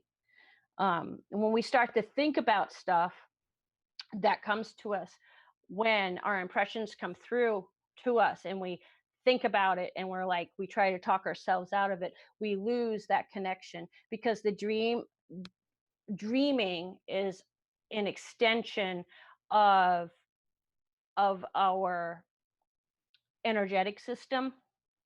And it's more, we have our crown chakra, and then we have a whole bunch of other chakras that connect to the greater what is and the greater community around us. So that's one of the things that I just wanted to talk about. I could go on and on, but I'll stop there. But just go out in nature and really connect with the beautiful, intelligent, living design that we're part of, that's within us and around us. And that'll help you get to where you need to be. Awesome. Very, very well said. Thank you very much, Elizabeth, for sharing that. I think just echoing that, I agree. Like, being in nature is such a beneficial thing, and it really just kind of goes back to the point of, even at night when you're in your room and everything like that, make sure you're turning off your phone, set it to airplane mode, EMFs, like these type of things, like the less there are, the better. And this is why, how many of us have, gone camping, and then when we're in kind of like the forest, like suddenly our dreams are more potent, or we're just more present with them. And again, I going back to like dream practices, I really just echo the idea of, during our waking life, this is where we start getting into like, just kind of ways to be able to become lucid in a dream, is if we start paying attention to the world around us more, if we start looking at the little details, such as, a great practice, going through the woods, as you were saying, and looking at the branches, looking at the leaves, looking at the flowers, seeing all the sacred geometry all around us, and start really paying attention, and even, like you said, feeling the textures, and really making a habit of this, the things that we do in the physical reality become habits within the dream space. So then if you go into the dream, maybe within a dream, you'll like walk up to a tree and you'll start like feeling the texture of a tree. And then suddenly that can like trigger lucidity. It can trigger awareness within the dream. And again, I want to be able to kind of segue this into, let's talk a little bit about lucid dreams. Let's talk a little bit about, what that experience is like, and kind of, again, just how we can continue to be able to reach those states as well. So wanted to be able to just continue. Oh, go ahead. One more thing to add. Go for it. Segueing off of the dream within the dream within the dream. So you go to sleep and you fall asleep and you start dreaming about walking in the forest, and you touch the tree and you touch the bark. You have just connected to one of the original World Wide Webs, which is the trees and the mycelium network that exists underneath the soil that the trees actually use to communicate. So when you tap into that energetically, that allows you to then segue into the next dream within a dream. So the next doorway you go through is into lucid dreaming. And so I'll hand it back to you and I'll mute. I felt really That's guided cool. to say that. Yeah, no, absolutely. And that actually just kind of like opened up my mind to a new idea. I'm like, what if like the nature around us like has a consciousness that's like in like a constant dream state or something like that? Like, are the trees dreaming right now? Like, are the trees these like beings that like perceive time differently, and like to us they're stationary, but like to them we're like these like little things swirling around constantly, and like everything's shifting, and they're perceiving time, and they're actually conscious, and they're like these like sacred guardians. Like, I remember like coming up on like LSD one time, and I'm like, dude, like those trees are like guardians, and they're like looking out over us, man. I'm talking to the trees here. But anyways, going back to the idea of crystals and everything like that, little practical tip. I just want to show everyone, this is like a wire wrap crystal. This is an Oralite 23, one of the ones that I have available at my shop. I'm not plugging it here for that reason, but I just wanted to show a practical thing. If you get like a keychain latchet, so like literally a keychain you can find at like a shoe store or something like that, and then like attach it to a wire wrap, having that and then like falling asleep with it is really neat because it gives you something to hold on to as you're falling asleep without having to worry about you losing it like in your bed sheets and stuff. And then a practice that you can actually do, and this is where you start getting into dream talismans and things like that, is to actually be able to like focus on being able to bring an object with you into the dream space. And that's not something that I have like a lot of experience with, but I know I've had friends who have done that, like in particular like even like the light guardian crystals, which again literally have like the same type of keychain latch. You can literally like set that up where you're like holding this as you're falling asleep, and then you can focus on it, just like the feeling of it, and then fall asleep as you and then bring it with you into the dream space. So let's kind of segue into a little bit of lucid dreaming. I want to be able to, you know, just kind of open up if you guys have some stories and experiences. You know, lucid dreaming, I'll just explain it real quick and then I'll pass it off, is being in a dream and becoming aware that you're in a dream and then being able to like consciously change the dream in some cases. So maybe Renee or Lacey, if you guys have any sort of, you know, lucid dream type things that you want to be able to share, either stories or just, you know, looking into the mystery of lucid dreams. Let's just talk about lucid dreams for a bit. So if either one of you wants to jump in next, go ahead. Rennie, go ahead. Yeah, so my craziest lucid dream that I had, it's exactly like that. Like it started off like my family's on vacation, and then we're in a mattress store, and I go up I crawl these like paper stairs to the top of the mattress store, and there's this Christmas card with like Buddy the Elf on it from the movie Elf, and I open it up, and then all of these like elves jump out, and they're like, "Oh, you're dreaming, you're dreaming, you're dreaming, you're dreaming." They're like jumping around, like doing all these crazy dances and stuff. And then I say to myself, I like look around, I'm like, I'm in a dream right now. And then it's straight up like Inception, like all the walls start like turning into geometry and like bending around and stuff. And I'm like, wow, what can I go and do? And I like start flying, and I'm like, wow, I can do anything I want. So I manifest like a motorcycle, and I'm like driving around on a beach on a motorcycle, and I'm like, screw this, I want a UFO. And I spawn a UFO in front of me and jump on the UFO and go off world. And then it ended after that because it started going off world. But it's just like, we are truly limitless when we become fully aware. We can really do anything that we want. Like that movie Inception is truly disclosure. And then using your imagination within the dream space, you can transition into an astral projection, and you can experience any space time that you want. You can go back in time, you can go forward in time, you can go to Mars 3,000 years ago and look at the ancient civilizations if you want to. You can go inside the moon and look at all the bases in there. I've done that a couple times. And like you were saying, Elizabeth, with the silver cord, we're always protected. So wherever we go, we're always got that tether, so we can really go anywhere we want, and then just pull on the tether and we get sent back to the home address. And then for some techniques for becoming aware within a dream, I always look for things that, like, I guess I got it from the movie Inception, probably subconsciously, but like triggers from within the real world. So like I'll be walking around in a dream, and like I'll see like my tub of Vaseline, and I'll be like, hey, that's mine. And then I'll realize that like I'm myself. And then I'm like, well, this is weird, I must be dreaming. And then it transitions into like a fully lucid dream. But yeah, for the majority of us, I think a lot of times we're partially lucid dreaming and we don't really quite know it. And so developing like a stronger meditation practice to where you can almost be in this imaginary dream state while not dreaming is really powerful, to be able to transition that into the dream state and actually transition into a fully lucid dream. So I'll pause Awesome. there and pass it on. Yeah, that's great, man. And again, just kind of setting it up, and Lacey, if you want to jump in a second, I also kind of want, again, just kind of like open up the discussion to be able to see if we can practice explaining what astral projection is, like relative to lucid dreaming, because I know there's still like, that's still a very challenging term to be able to describe. You ask 10 people and they'll give you a slightly different answer, whereas lucid dreaming, we can define that. Astral projection, it's kind of like a little bit harder. But again, just kind of like opening up, and I encourage you guys to just kind of like brainstorm and get creative here with me. Again, you know, like we look at dreams, that's one thing, but when we look at lucid dreams, like, what is that actually showing us? Like, what is that really showing us about the nature of the dream reality? And one of the things that I'll just hit upon real quick that is one of like the most powerful ideas that I remember waking up to was the idea of understanding that like within a lucid dream, like your thoughts create your reality. And so the big teacher here is understanding that like this reality that we are in right now still has that same element where our thoughts are still creating this reality, but there's an element of time, so like it's not always immediate, but it is still more or less the same, plus additional rules like gravity and time and all of these things.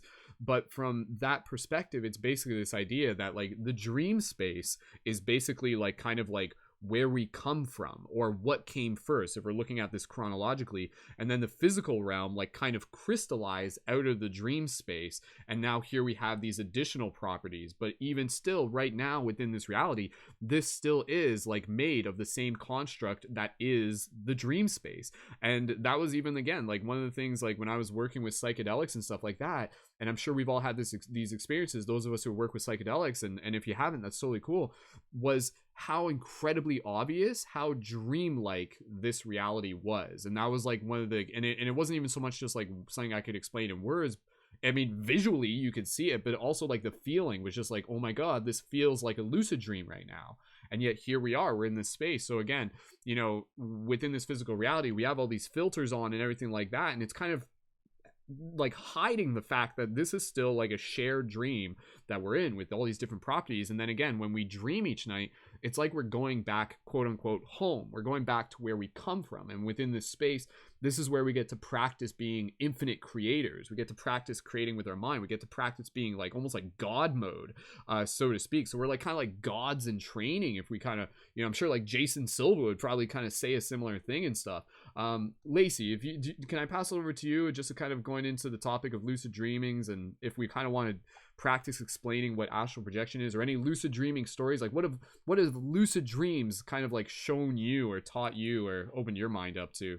Go ahead, Lacey. Okay. Well, lucid dreams are for me like realer than this reality. Like when I become lucid, it is like um I have a sixth sense.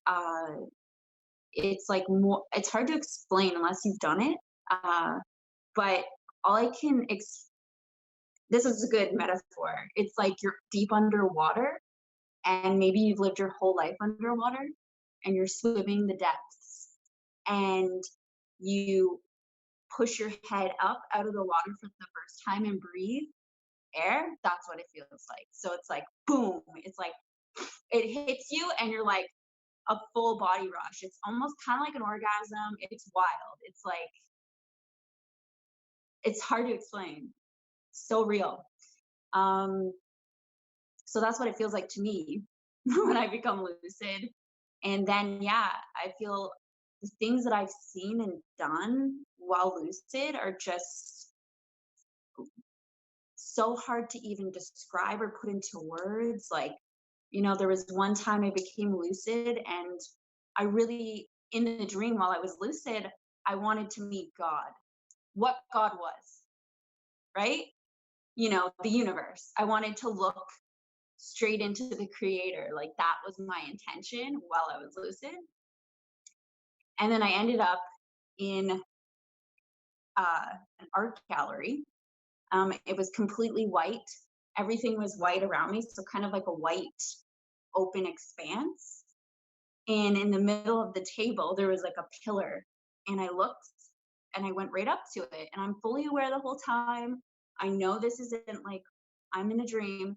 And I look and it was an infinite fractal. And I like fell into it and like, and that was my answer. It was like infinity, right? Like, so it was crazy. And I was lucid that whole time. So I feel like being lucid can teach you the mysteries of the universe. It gives you direct access to the code, which is like beyond this space of this dream, right? So it's like Akashic records, or like going forward and backwards in time, and extraterrestrial knowledge. Like I've had like blue grids of like how they build ships, and a light ship. You know, I told you that one dream was lucid, and I met this like intergalactic traveler named Valerie.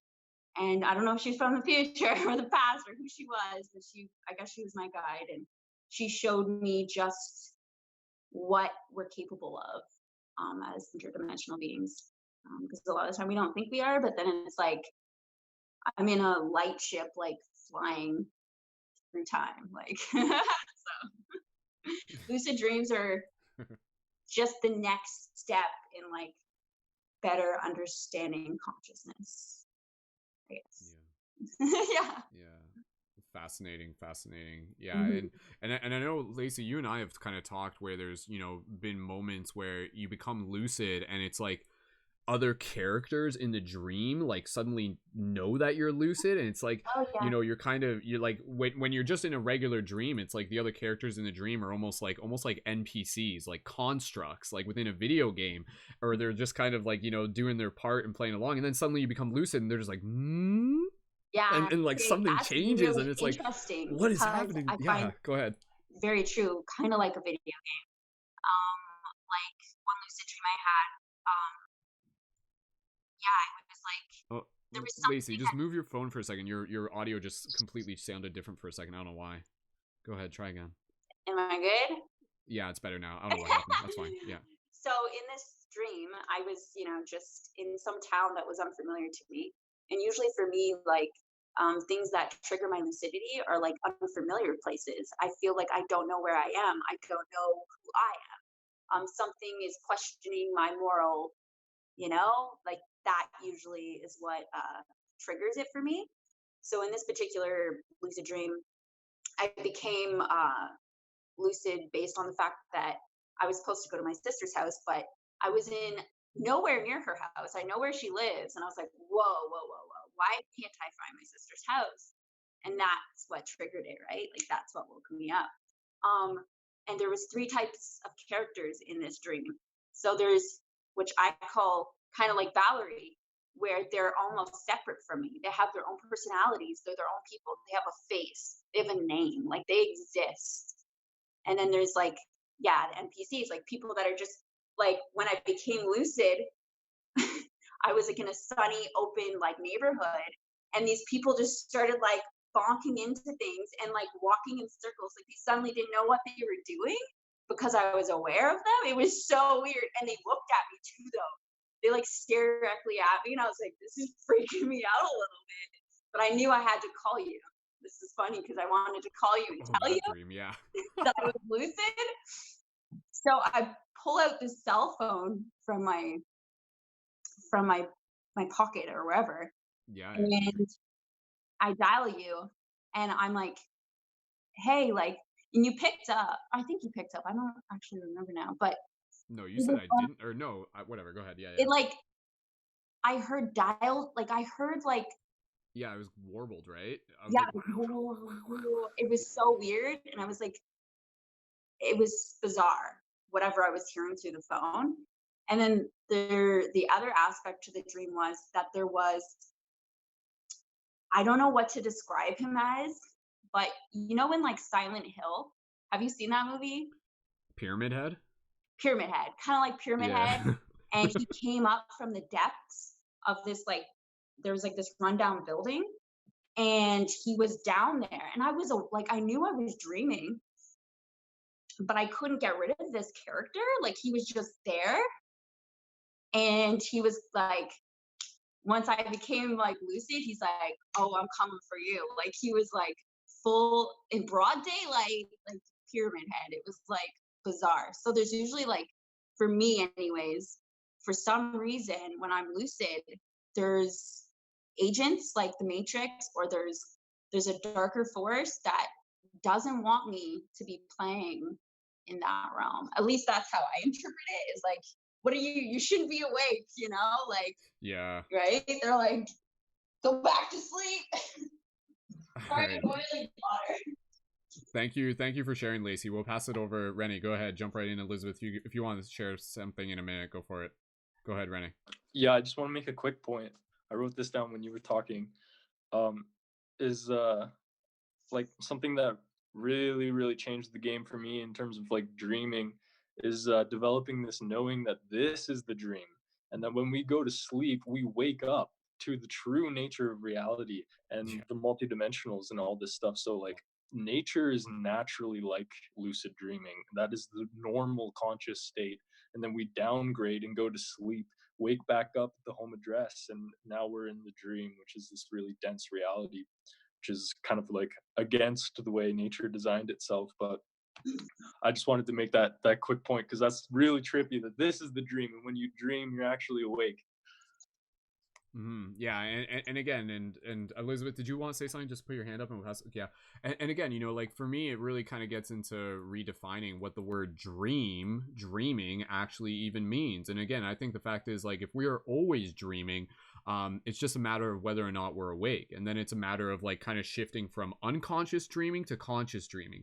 And the fact is that like you can literally look at like people in today's society and they're literally sleepwalking through this state sort of thing. In the same way, you can kind of sleepwalk through a dream, you know, like how many of those dreams do you just kind of go along with? And it's like you're on a roller coaster ride, something else is kind of conducting, you're just kind of moving along, you're observing, you're there, but you're not like fully there, you're not fully making the choices.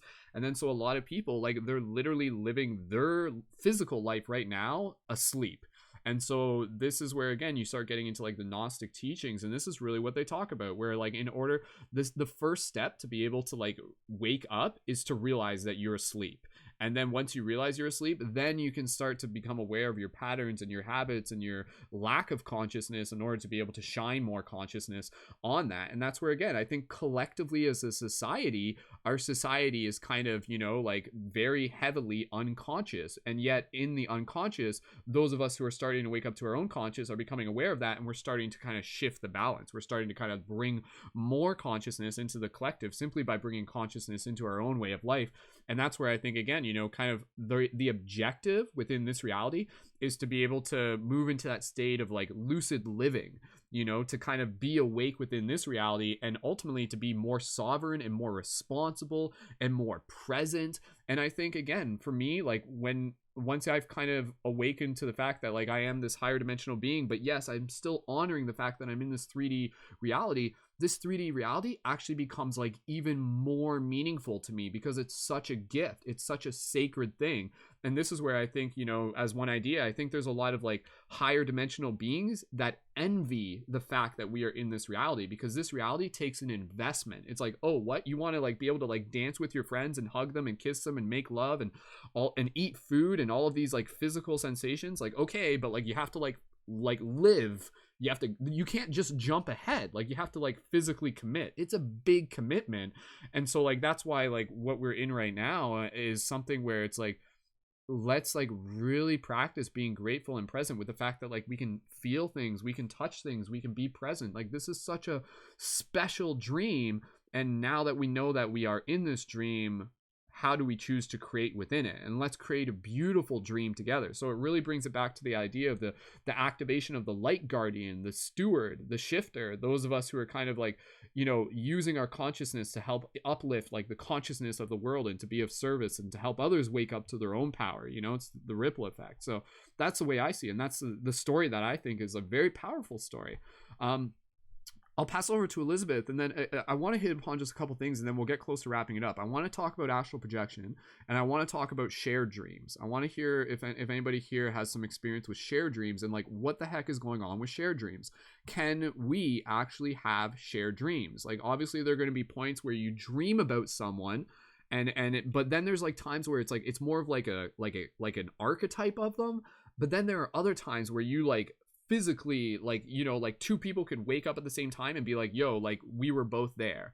And like that's like a whole nother level. And I've had a bit of experience with that. But again, I'm kind of curious. But even then, it's kind of like, you know, can a person still dream of another person without that other person being there, but it's still their soul, you know, opposed to just being kind of like a projection of what they see them as, sort of thing. So again, we're exploring these mysteries together. Elizabeth, passing it back to you, we were kind of going back to the original topic of lucid dreaming or anything else you wanted to add into the discussion. Go ahead, and then we'll kind of segue into astral and shared dreams. Okay. I can speak to shared dreams because I have shared dreams a lot. It's one of the main ways that people that I co-create with who are spread all over the world and we get together is during dream time. And we'll have a topic that um through the mysteries of the universe we all want to explore. We're unaware when we go to sleep that there are other people in the other members of our group that wish to explore this topic, but the universe is vast and mysterious and interconnected. And will I'll have a dream and I'll be like, "Holy cow, you were there." And I'll reach out to that friend via email or by the phone or texting or online. So there's various ways you can reach out to people, and they'll come back. I'll say, "I had the most amazing dream, and you were there." And they'll be like, "I was just about to contact you in real time because I had the same dream." And then other people will then start messaging, we'll start messaging each other and emailing each other, and we are we were all there, and we all were doing the work that we have been called to do here on earth together. So when that started happening in my late 20s, um it was it was the universe responding to me and other people who had been calling out, because that was kind of pre-internet. I'm that old. And we felt very isolated. Like I literally had no one else that was having my experience of expanding awareness around me, and I was on the leading edge and very different from everybody else. And that is a very uncomfortable place to be think that you're the only one that is different. And it can be a little crazy making if you think you're the only one. So when I started connecting with people in real time that were having this shared dream experience, it became clear that I was not alone in my expanding awareness. We were just spread all over the world, and that in itself is an intelligent decision by the greater what is that we are all part of. And so you can have shared dreams. It is a real thing. It really does occur when you are very close with somebody, especially in this uh, 21st century environment, which is lighter and gentler and kinder. You're able to really kind of develop telepathic links with people that you um, are very close to and that you have a love connection with. The heart Hmm. chakra creates a conduit of conscious shared consciousness. So then you can start you'll it starts off with like you'll be thinking, I would really like a cup of coffee, and the other person will be like, you want a cup of coffee, let me make you one. And it will happen simultaneously, be like a conversation. Or you'll be thinking it and that person goes over there and makes a cup of coffee, and they don't even drink coffee, and they're like, I'm making coffee because I heard you say you wanted a cup of coffee, and you say, but I only thought that, I didn't actually say it. So that's an extension of a shared dream. um, Yeah. and you can Yeah. bring that into your nightly dreaming time, because it naturally will grow out of that. It's like how a child develops. A child, is born, and they grow and they learn and they develop, and they start exercise, move, flexing their legs and flexing their bodies, and really squirming around. And one day they just turn over, and it's like a huge milestone that took so much development of muscle groups and neuron patterning and nervous system development and food and energy and love and connection for that child to be able to turn over. And we are at a stage in our development where we've moved beyond um, crawling and learning how to walk, and we're now into really learning how to run. And that's where we're at.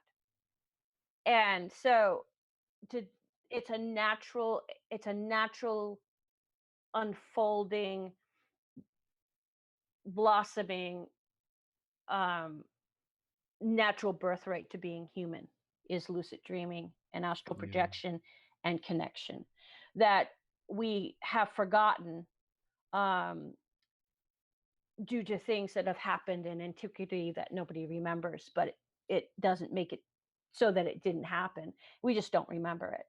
We see signs of it. There are symbols of it. Um, there are little breadcrumbs that spark our collective memory, but we don't really remember it because it happened so long ago. And what happened that disconnected us from that was very traumatic. And it was a shared traumatic experience that cut us off from each other, cut us off from our natural birthright of being telepathic and connecting to the greater community that is around us. So that I felt really guided to share all of that. And so now when astral projection is also a natural gift. It's a natural birthright. It's so in some traditions they call it bilocation. It's where your body can be here and a part of your consciousness can be here wherever you are, wherever you're sleeping, and you can travel like you just it's just like you appear somewhere else. And in the end, those of us that can move beyond being in first attention, which is our physical, and move into second attention, which is a waking state of dreaming. It's also second attention is where you're at when you are lucid dreaming, when you are asleep. You can perceive that person and you can perceive the unseen. You can see the devas, and the world becomes so much more alive and so much more crowded with phenomena that exist beyond the physical, um, everyday, third dimensional sort of understanding. So if you want to astral project, I suggest that you start off really slowly. Make sure that you are setting the intention of having your silver cord connected. I would suggest using some crystals so that your experience is set within a sphere of love and light, so you go to places that are in your best interest to go to, sort of like as training wheels. So what I found to be very helpful in my life was rose quartz and amethyst. And you just sort of let yourself. Oh, Elizabeth, we just lost your audio there. I'm not sure what happened. I don't think she can hear us. Elizabeth, we lost your audio. We lost your microphone. Your microphone, we can't hear you. I don't think she can hear us. So now she's realizing she can't hear us. Yeah, sorry. And now we go. No problem. How long? Right, how yeah, long have you not been able to hear me? Like only for like 15 seconds. Okay. So we after rose quartz, etc. So. Okay, yeah, that's all I said after rose quartz, what I said was set the intention before you fall asleep. Just say, I really like to walk around in my room and wake up and be able to remember that I was walking around my room and looking at my body. Mm-hmm. And then, as you get more comfortable doing that, and remembering it, then you can move further on into going further and further away from your body. Just make sure you have your silver cord, and and that you are surrounded by a sphere of love and light. You know, it's also called a torsion field. Mm-hmm. So that's my take on it. That's Yeah. usually what I do. That works for me. It's fascinating. And so like and just a quick answer if you don't mind. So like, is astral projection something that you've done several times, like you're quite familiar with it, and how would you experience it? Would you explain the experience of like of your conscious awareness while astral projection being similar to like the lucid dream state, where you're just kind of, things are kind of realer than real type thing? Is it kind of like that? When you're in astral projection, the things are, for me, in my perception, things are brighter and they shimmer more. um it's almost like everything sparkles. It's so crystal clear. It's almost like when I'm in my 3D regular state, it's almost like looking through a slightly cloudy window. Yeah. You know, Yeah, I understand. like you keep on, Things are dimmed cleaning. down a bit. It's dimmed down. And Yeah. then when you're in the lucid dreaming astral projection, I mean, lucid dreaming and astral projection, I mean, they have lucid dreaming has components of astral projection in it. You Yeah. feel everything is so much brighter and so much clearer.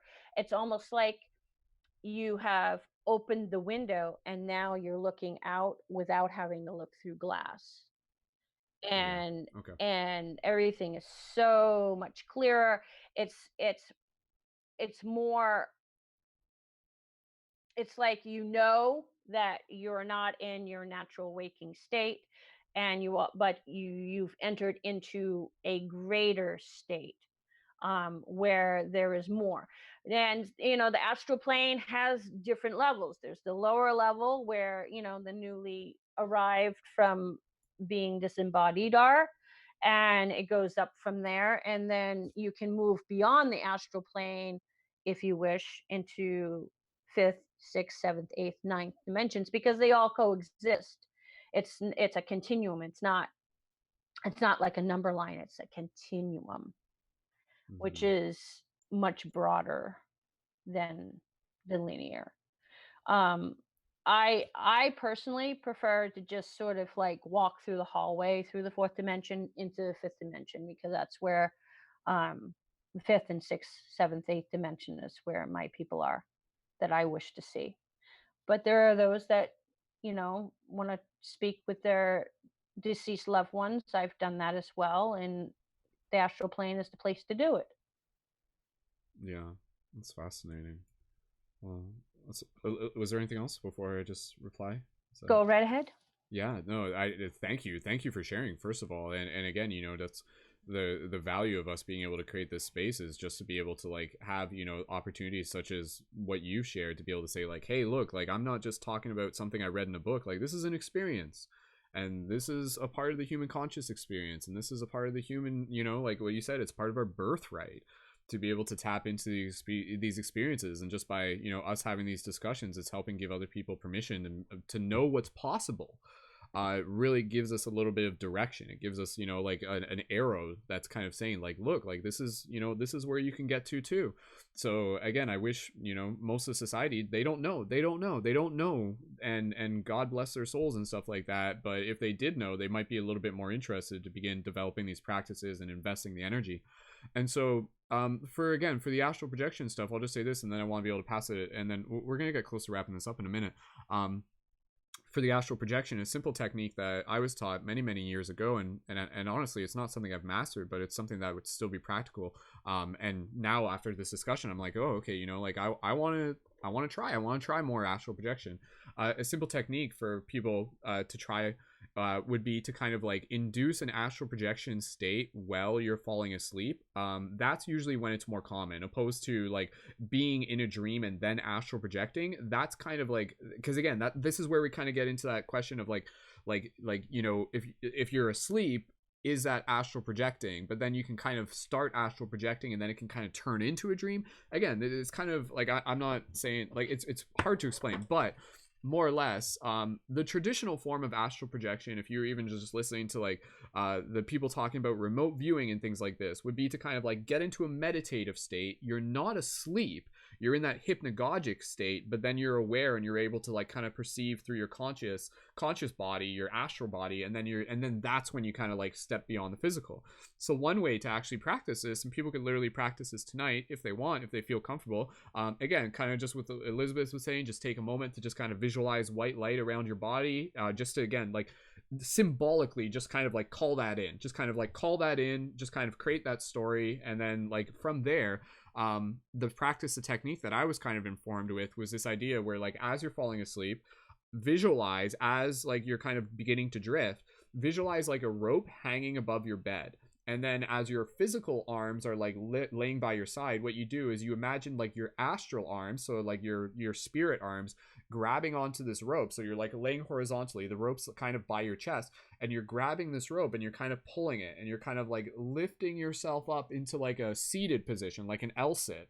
And then as you slowly do this, and then it gets to the point where it's like, if it feels like you've kind of got there, then like get out of bed, step out of bed. And then if you do that, and if you've done it correctly, you turn around and you literally see yourself like still in the bed, and then you're outside of your body. So that's like kind of like what could be a first step to kind of be able to do that. And then again, that's where like basically there's a lot of other gentle techniques that you can do to kind of like induce that state where your body's falling asleep but your mind is still awake. And that's when you can kind of induce the astral state, the astral projection. And other techniques can be literally like it's almost called like the piano technique, where you put your hands like maybe on your arm or on your other hand, and you're just like gently tapping, and you're just gently tapping your finger like on your body, and you're just doing this like repetitively, and you're kind of like, maybe you're counting, but you're just kind of doing this. And then you're kind of doing it to the point where like you may notice a point where you stop, but your mind is still awake. And then when you notice like that period where it's just like, oh, okay, like my body's not moving, but it feels like it's still moving, that's when you're kind of like, okay, now to get up. And like that's when you just like, and at that point just get out of bed as if you are awake. But if you've kind of done it, you'll realize that you getting out of bed is actually not you waking up and getting out of bed. It's literally your astral body getting up. And then you turn around again, and then you're like, okay, that's, you know, that's a thing. So I've done that like way back in the day, but again, it was kind of one of those things where it was like, it's not something that I've like super gone back to, and just having this conversation is like, now's a great time to be able to do it. So again, to kind of help create the environment for that, and I'm going to pass the talking stick around again, you know, like clean your room, create the sacred space, create the ceremony, you know, create like the atmosphere, scents, lights, things like this, listening to music, whatever you can do, relax, not eat that food before going to bed. All those little things are going to help add up to it. So if we do have some more stuff we want to get into with astral projection, if Rennie and Lacey, if you want to jump in on that. And the other thing I just wanted to hit upon real quick, and we can get into this to a second because I don't want to have like two conversations going at once, was what Rennie, I was really fascinated by the idea of going back to the shared dream thing. And I'll just say this real quick. We're going to end the broadcast by doing a little shared dream visioning meditation where we're going to go to the dream tree together, the life tree. We're going to go, this is a thing we always do at the end of the dream class. So we're going to do this again. But the thing that I was fascinated by is, again, just that idea that like the experience of like meaningful connection, love, and things like that actually like enhances the ability for like souls to be able to meet in the dream space, in the astral plane. For me, that's just like a fascinating thing, which again, you know, if you're like, if there's someone in your life who's a very important figure within your life, be it like romantically or platonic or otherwise, that energetic connection, that love is a literal like force that will like connect you within the dream space. And again, it's like, if you're feeling this strong connection with this person in this lifetime, maybe you've had a strong connection with them in a past lifetime. And here in the dream space, it's kind of like, again, it's like your souls have kind of been like dancing this dance in the dream space. So yeah, I love that idea of, again, you know, like being able to meet someone you really care about within the dream space. And that emotional connection is actually what helps make it more likely. So, you know, here we are as a team getting to know one another, and even just by us spending time together, this is actually like strengthening our energetic connection, which makes it more likely for us to be able to begin participating together within the dream space. Theoretically, this is again kind of what we're evolving into. And again, what happens, flash forward a couple years from now, and we're like good at it. Hey guys, let's go to sleep at the dream tree tonight, let's meet up, have some dance parties, boom, let's go there, right? So again, we're like breaking, you know, like here, all this quarantine going on, and here we are planning astral dance parties and stuff like that. This is the revolution right now. So I was like, straight up, why not, right? Like, government can't stop us from dreaming. So like, seriously, like, that's the way I see it. It's crazy. It's like I said, it's out of a sci-fi movie. Lacey, did you have something to say about like either the astral projection stuff or even the shared dreaming stuff? If you want to go back and forth, passing it over to you, Lacey. Go I ahead. could talk about both, honestly. Cute pooch, by the way. What? Cute pooch, by the way. Yeah, Cooper. People commenting. Like, I want to get in on this dream time. Right? Yeah. Go for it. Shared dreaming with our dogs. There you go. Animals in general, past animals. But yeah, I just wanted to touch. I just wrote it all down so I wouldn't forget. So, astral projection. I just wanted to say that if you're gonna practice it, you are gonna have some jarring experiences at first. It's not gonna be smooth. It's actually gonna be really intense. So I put astral projection sensations. So prepare yourself for kind of really intense sensations when your body double, like your astral body, is leaving your physical body. I mean, once you get really good at it, it's not like, I feel like you probably wouldn't have as much sensation, but just prepare yourself for that. So your heart Like rate will sleep go paralysis. Go ahead. Well, I'll talk about sleep paralysis, not that. But your heart rate will you'll get quite a high heart rate. You'll be able to feel it really intensely when you're trying to astral project. You'll hear weird sounds, high pitched sounds, buzzing. You'll even feel like you're moving through something. It's very weird. It's like taking off a sock.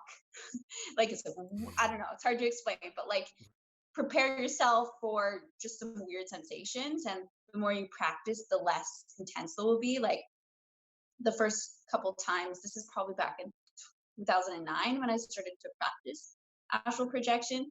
Well, like OBE, like out of body experience, which I kind of would say they're very similar, the same thing. And yeah, I just found that it was like really intense, like next level psychedelic. So yeah, just prepare yourself for that. Also, I put sleep paralysis is actually a form of astral projection. So a lot of people think like that it's like some demonic force, but my opinion on it is that it's actually your body double hasn't returned to your body yet, but your physical body is starting to wake up before the cord, like, you haven't returned yet. You're still out traveling, and so your body's trying to wake up, but your astral body hasn't come back yet. So that's why you feel like this weight on your chest. You're still paralyzed. So you're still asleep, but it's not malicious in any way. A lot of the time people are like, oh, it felt like there was someone in the room, but it's actually you. Like, that's you. Like, it's not like someone else, a demon or something. Yeah, and that's all I wrote about that from my own understanding, my own knowledge of studying it, and just studying like out of body experiences and stuff. So, and then with shared dreaming, I can't say that I know if I've had shared dreams, because like this dream topic, like talking about our dreams, like I've been keeping my dreams for more than half my life, and it's not really a topic that a lot of people talk about. So I could have had shared dreams, but I'm not entirely sure. I mean, I dream of other people all the time. I've met people that I swear exist in my dreams. I don't know if they actually do, but my sister, it was interesting because the girl earlier who left, Lilly, she was saying that it kind of runs in her family. And I was like, oh, okay, cool. Because like I totally relate to that. Like, my sister Emily is an incredibly talented astral projector. She can like fly through walls, walk around a room, like see people in like this dimension, walking around talking like crazy. And she's told me that there's been times where she's like run into people that have known her name, and she's never like, she's like, whoa, whoa, whoa, when did I meet? Like, she believes that she met them in the astral plane. She met like a 7-year-old boy that knew her name, and she was like convinced that they like were in the astral together at some point. And I was fascinated by that because I never heard anyone say that before, like strangers, like meeting strangers. So, but then coming back and then meeting them maybe later, like, wait a second, you've met before. So I don't know. Yeah, that's all I have to say. Cool. And thank you, Lacey. And for the astral projection stuff, like, is that something like, are there any particular experiences that you'd be open to sharing Sure. from your astral projections and Sure. stuff? Okay. Astral projection for me has not been easy. I find that no matter the amount of protection that I put around myself, I'm like really sensitive. So, and then sometimes accidentally, I will end up in darker realms. So I'll go lower, so lower vibrational. Like, no matter how hard I try, it's like I've gone to other higher dimensional spaces, but for some reason, I'm drawn to those places. And the things I've experienced down there, I don't think a lot of people could handle.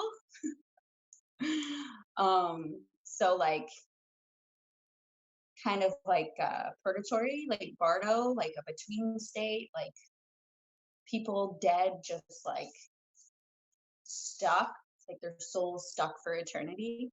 And then also meeting like their caretakers, I'll call them, or like these dark dimensional beings that kind of run the place. I've met those creatures before. Yeah, I've been to very dark realms with like things you can't really imagine. So I think, I don't know, it's, we don't want to go there, but I feel like there's some of us that are like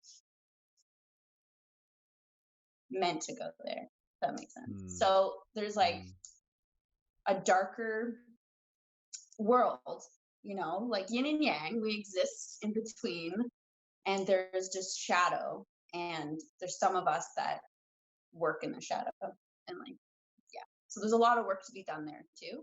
So but yeah, that was just mine, because no one talks about it. We always talk about like, let's go like jump in a UFO and like which is amazing, and I'm like totally awesome.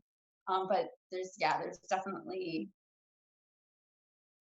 a darker realm where there's like deep work to be done. So yeah.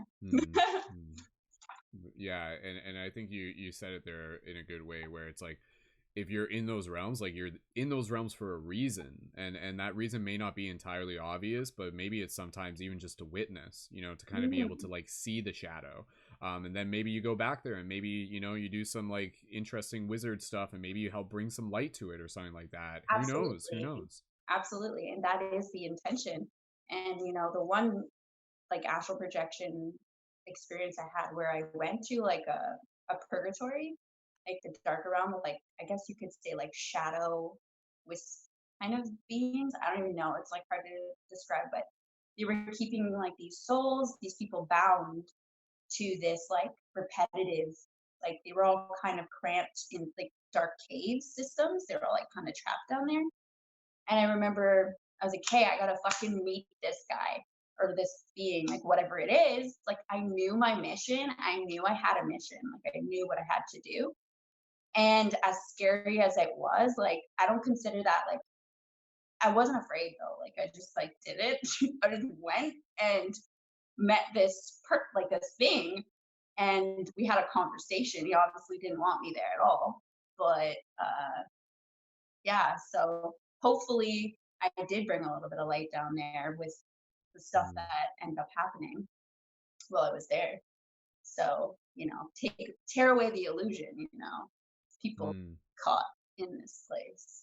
I definitely feel it's in my nature to fight for like the underdog or fight for people that may be still stuck in that like illusion. So that takes place in this reality, but also in the dream space as well. So multiple levels of like, you know, working with people that aren't awake yet. So yeah, it's very much, again, you know, it's all reflections, like as above so below, like those realms, like they echo through here. And again, kind of with what we were saying, you know, like you look at society and like how many people are just kind of like sleepwalking through it. Like it's echoes of what we experience in those like other realms is kind of like here and now. And Lacey, you know, again, I just want to acknowledge that I guarantee just by like you taking a moment here just to be able to share with us has, you know, just like helped inspire other people to be able to like serve as an example for a little bit of, you know, the courage that we can all embody. Like what would happen to be like, instead of, because I think that's kind of one of the things, you know, it's like if you're almost like pushing away the idea, it's like I'm scared to astral project because I don't want to go to those realms. I don't want to do it. I don't want to do it. And then like and that's okay, and that's a valid feeling. But at the same time, it's like maybe that will almost like attract you to it. But at the same time, what if you switch the plot? What if you're just like open to the idea that if you go there, you'll go there for a reason? And then to be able to like and then to be able to like whatever the experience may be, you just do your best to be able to like bring your courage with you. And then again, that's where like your courage, Lacey, is something that I think, you know, can be sort of like brought through within all of us. You know, it's like, hey, if Lacey can do it, we can all do it type thing. And again, that's for the dream space, that's for physical dimensions and everything like that. So again, you know, we're not just like, that's the thing with dreams. And I'll just kind of say this and then we'll start passing around, you know, with dreams, it's not like we're just like there to just purely live in the realm of fascination. Like, no, we're there to do work. In the same way, physically, we are here to do work. We show up, we create art, we do broadcasts, we help families, we help each other, we, you know, love and all that thing. In the dream space, we are literally doing work, you know, grid work, shadow work, light work, call it what you want. So yeah, it's really fascinating. So thank you, Lacey, for doing all the work that you do in this dimension and beyond, and likewise to everybody listening. So yeah, cool. Anything else, Lacey, at this moment? We'll pass it over to, I think, Rennie, probably, if he wants to jump in. Just like going back to what I said earlier about like just how much of a gift like all of these experiences are on like in dreams and astral projection, because if I hadn't had those experiences, if I hadn't like tested my ability to go through what I've gone through like in that space, like it's woken me up to my calling in this dimension, right? So it's a tool to like wake up to your highest good, and it's like amazing. I mean, the same thing can happen through whatever, you know, you could be a monk or something, or you know, so the same kind of thing is happening in the astral realm. It's like you're doing the work and it's gonna like pay you back here, you know? Yeah, no, that's fascinating. And again, kind of going back to the idea that like, you know, we're not alone, and you know, there's kind of like a higher intelligence curator of our dream experience that is kind of like watching over us and taking care and kind of like giving us you know, every dream is there for us, you know, in the same way we kind of look at things and it's like, is this happening to me or is this happening for me? And so let's start looking at dreams as, again, like classrooms and opportunities for us to grow and to learn. And maybe now we're like at this very unique time where like we actually have the opportunity to grow and to excel and to evolve like way quicker than what has perhaps been possible in the past. And it's an interesting thing to even just hypothesize, you know, like 500 years ago, what were dreams like?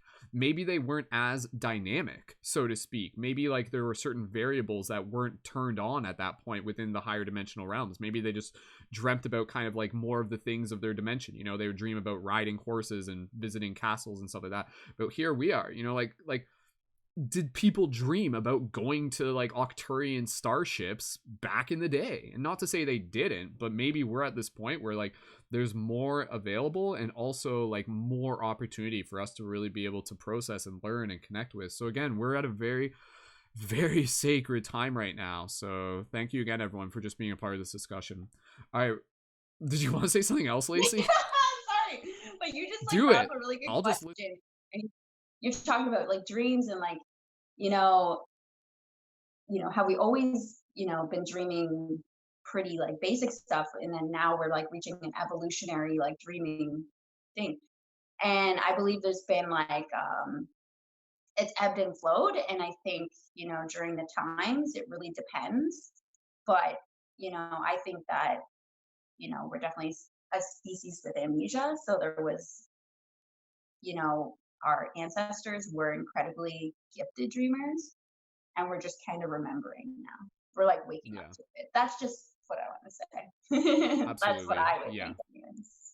Oh yeah, like I think again, even back in the day, like the dreams would have been like maybe just like more consistently clear and accessible, and people were just kind of in this state where it's like every night they go to dream, and like they know that they're in like the presence of these like higher dimensional planes and things like that. So again, it's just fascinating. It's just absolutely fascinating, and here we are still figuring it out as we go. So Rennie, okay, so let me just see if Rennie wants to jump in. Elizabeth will pass it to you, and then let's move into our meditation. We'll wrap it up here. Otherwise, I mean, unless you guys want to stay up all night, but I'd rather, I mean, we can't though. We have to go to sleep. We have to be disciplined.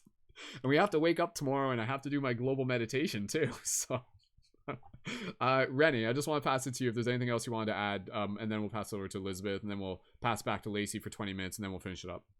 I was saying we should pass it to Elizabeth first, because it looks like she has something that's a little more urgent. A little bit relevant to that. Yeah, okay, cool. All right, Elizabeth, go for it first. Thank you, Rennie. I really appreciate that. What I wanted to speak to was how in the past people did dream, but it wasn't safe for those that were on the leading edge to speak to those dreams. It was not a safe environment to do that. And so those dreams a lot of times were kept to themselves, or they showed up in maybe poems or in journals that were written later, or in family stories, but they did not share them to the greater public. It was just simply not safe to do so. And that's why I say it is a much kinder, gentler, lighter period that we're in right now. And I don't mean that in that there were not dreamers or people capable of dreaming, because it is our human birthright to do so. I'm just saying it wasn't safe for us to share them, and I just wanted to speak to that. That's a great point, and again, just bringing us back to the privilege. Here we are talking about things through the power of the internet. So it is very, a very greatly privileged time. Thank you. Very, very important time. So, and again, just thanking everybody here, thanking those of you in the comments for being here as we make the most of this. I know there's been several comments in the live chat. I'm going to go back and read those a little bit later. One thing I just wanted to mention, Shoes Azu left a comment, and again, not to intentionally open this up into a whole nother conversation, but there was just an interesting comment that I saw where Shoes Azu was basically talking about speaking a different language in a dream, and they're like, have you ever had a dream where you were literally speaking a different language that you don't know now, but you were speaking it in the dream? And that's like, it's crazy, man, because again, within the dream space, it's like your past lives, your future lives, they all kind of like intermingle and overlap, and the data is kind of way more accessible and everything like that. So again, just kind of planting that seed as just more ideas to be aware of in terms of what's possible within the dream space. And again, here we are in the dream space. Like, look at the things that are possible. We can connect with our past, our future, our guides, aliens. We can set intentions. We can help heal shadows. We can connect with like more parts of ourselves. We can activate our superhero abilities. We can activate our creative, we can get creative ideas that we can bring back. How many people throughout history have we heard about who have like dreamt of things and then brought them into this reality? And I think as artists, like, that is like kind of our job, is to be like ambassadors for like these higher ideas. And that's essentially, every creative idea like comes from that creative dream space, whatever you want to call it. So again, I think put forth that intention if you feel called to move into your dreams, to be like, I am going into the dream space to be able to bring back inspiration similar to like a psychedelic experience. And we haven't even talked about this, but again, just to be able to kind of put a little bit more of the piece of the puzzle together. just looking at the idea that, you talk about the idea that like DMT is released during the brain during sleep and everything like that, and when you start looking at the role of DMT in relation to it, like, being like brought through in the brain after birth and during death, and again every night when we dream, it really kind of helps kind of like put another piece into the picture where it's like, okay, like this is literally us kind of like going into this space where we come from and we go back to, and again it's a very like hyperdimensional space. It's like again, like, how do we get to the dreams? We go inwards. It's like there's a stargate inside of us, and depending on who you ask, they will literally tell you that like the pineal gland is literally a stargate, whatever that means to you. And through this stargate we can access worlds and realms and everything like that. And my goodness, our language will just barely scratch the surface of what is actually happening here, but I think we're doing a pretty good job of it. And I think a lot of us, as we continue to have these conversations, are starting to get a better picture of like who we are and what dreams are, and more so than that, what we can do with them and why they're important and how they're actually a vital part of our story to being able to help shift consciousness.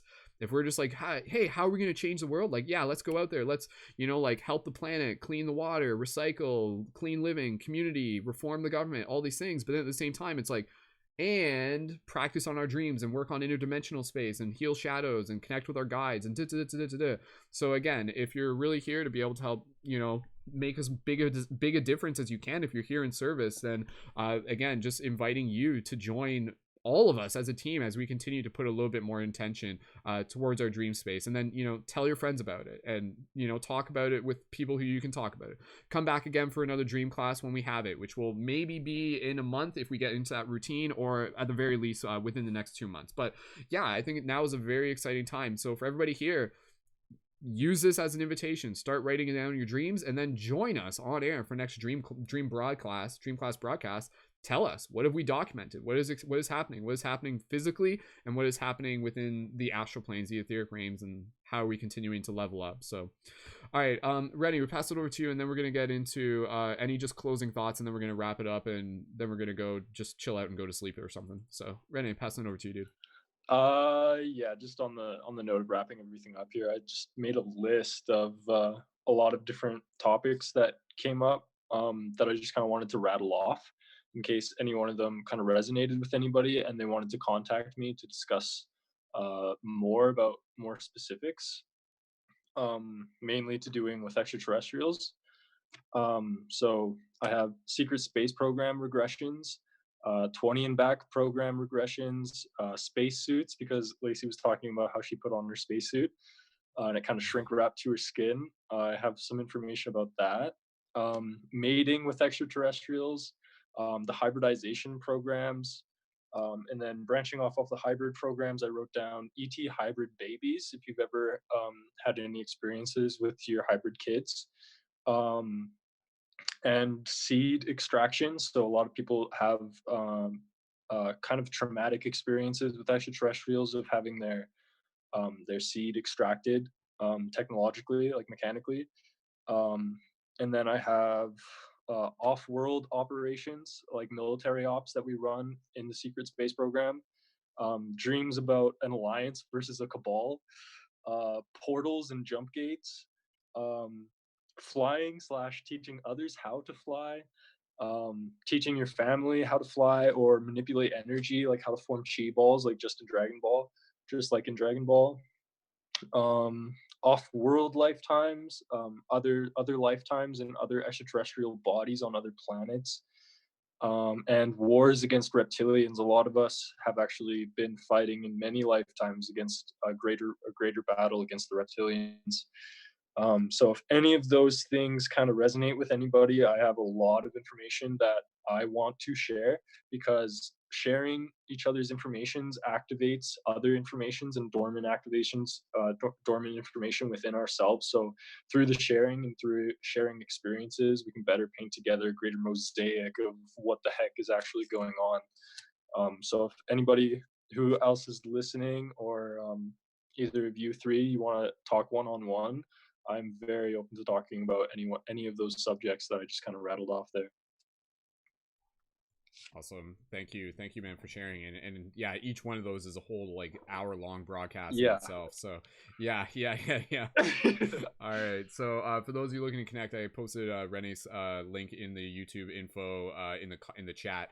But again, for all the people in the broadcast, you can connect through their information in the YouTube video. So if you're watching this live, refresh it, go to the YouTube info, and then you can find the info there. So yeah.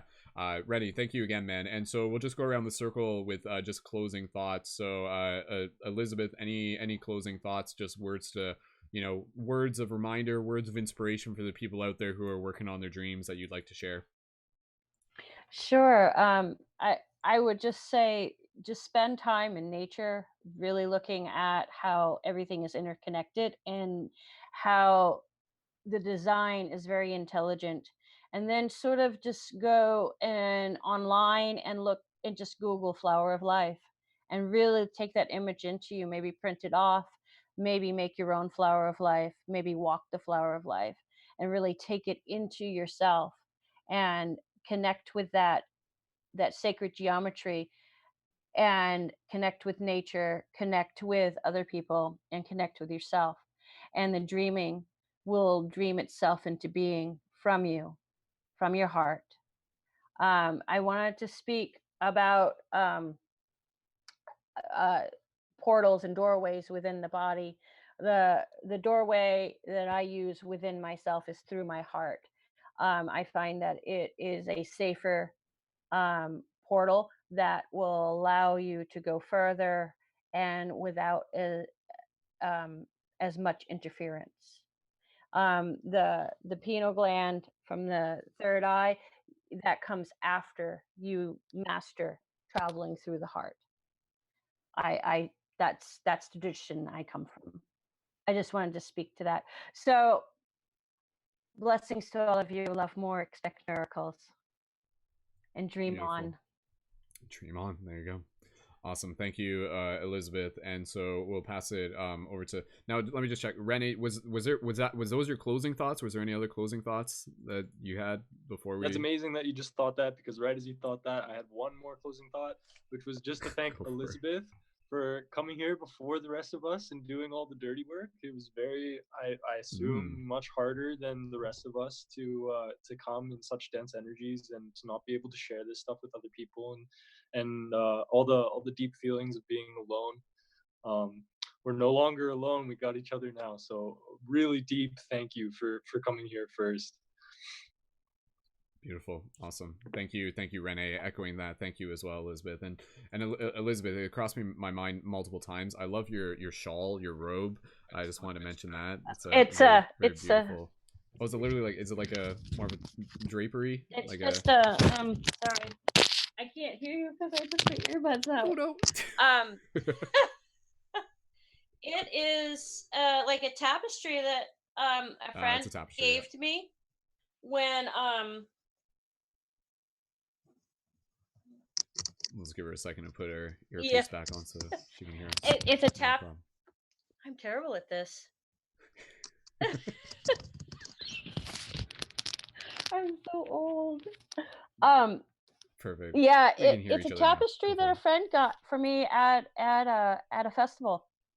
Because music is something that's live music is a big thing for me, and I go and watch local bands at music. Oh, we lost the audio again. That's like me waving at her because she already knows what that means. So, and I think we might have lost the video feed too. Oh no. All right, Elizabeth, thank you so much. Energetically, just sending you so much love. She'll be back in a second. Lacey, we'll pass it over to you. Any closing thoughts out there for all the other dreamers? Well, yeah, thanks so much for showing up today. That's like really amazing first step into learning more, and it's been awesome sharing space with you guys. Yeah, I really needed this, so thanks. Now I'm like all awkward and weird. I don't know what to say. Like dreams, yeah, let's talk about that. Dreams are awesome. Yeah. Yeah, so I definitely want to talk like more after the video ends, and if anyone wants to talk more about dreams and all that stuff, they can contact me. I'm always open to that. Yeah, what else could I say? I don't know. That's it. Well, thank you, Lacey, again for being here and for being who you are and for bringing all the magic that you do into this world, and for just everyone being the heroes of time that we are, and just kicking butt and creating dreams. So just thank you so much, everyone. And like it's Lacey said it, like this was something that we needed, and I think it's really, really important to acknowledge that there's a part of us that yearns for these discussions, that yearns to be heard, that yearns to be seen. So I just really appreciate everybody showing up, and for all of you listening in the future in the live chat. Literally, just by you listening to this broadcast, it's going to like nurture a part of your heart that's going to be like, oh yes, tribe, family, connection, community, topics that I'm passionate about. So this is literally just kind of like filled all of us up with a little bit more, like spiritual bonus points or whatever. And let's carry that with us. Let's carry it into the dream now that we've kind of like formulated more like emotional connections between one another. And here we are with these shared visions. Like, we're not just doing this just because it's like, hey, this is fun and like yada yada yada. Like, hey, this is fascinating, but we're here for a purpose. We're here for a mission. We're here to evolve our own consciousness and to be able to help others do the same. We're here to be able to like become more of who we are, to show up in service. That's why we're here. So really, again, just honoring and just like thanking everyone so much for showing up, for being the shifters, for being the light guardians, for being the dreamers that you are. So with that said, just like quick reminders, meditation, dream journals, pay attention to food, hold off on smoking cannabis every day if that's a thing for you. Go out in nature, use like talismans that you can bring into your dreams, practice your astral projection, clean your space, create ceremony, create intention before going to bed, approach your dreams as if it's like a sacred psychedelic experience. Practice writing, journaling beforehand, listen to more conversations like this, study, research, connect with other people. Take care of yourself, get sunlight, and whatever you feel you need to do. And we'll be back here again another time. So we're going to wrap it up just with a closing meditation. So I'm just going to invite everyone to just start getting nice and comfortable. And so what we're going to do here, we're just going to do a little meditation. We've done this literally every single broadcast. And what we're going to do, we are going to do a little meditation where we're going to go to what we refer to as the dream tree. And now this dream tree, it can also be thought of as the tree of life, or the life tree within this narrative that we've been creating. For those of you who have been tuning in for Waking Up with Wolf, it's the same tree. So we visualize like this hill, and then there's like this beautiful like golden rainbow tree that has like this rainbow energy on it. And we stand around it, and we're like in like our activated avatar forms. And for those of you listening to this before Friday, April 3rd, I'm going to be doing like a very important meditation the Friday morning. And we do it every Friday morning, in addition to the rest of the meditations we do Monday to Friday at 10 a.m. Eastern Standard Time for Waking Up with Wolf.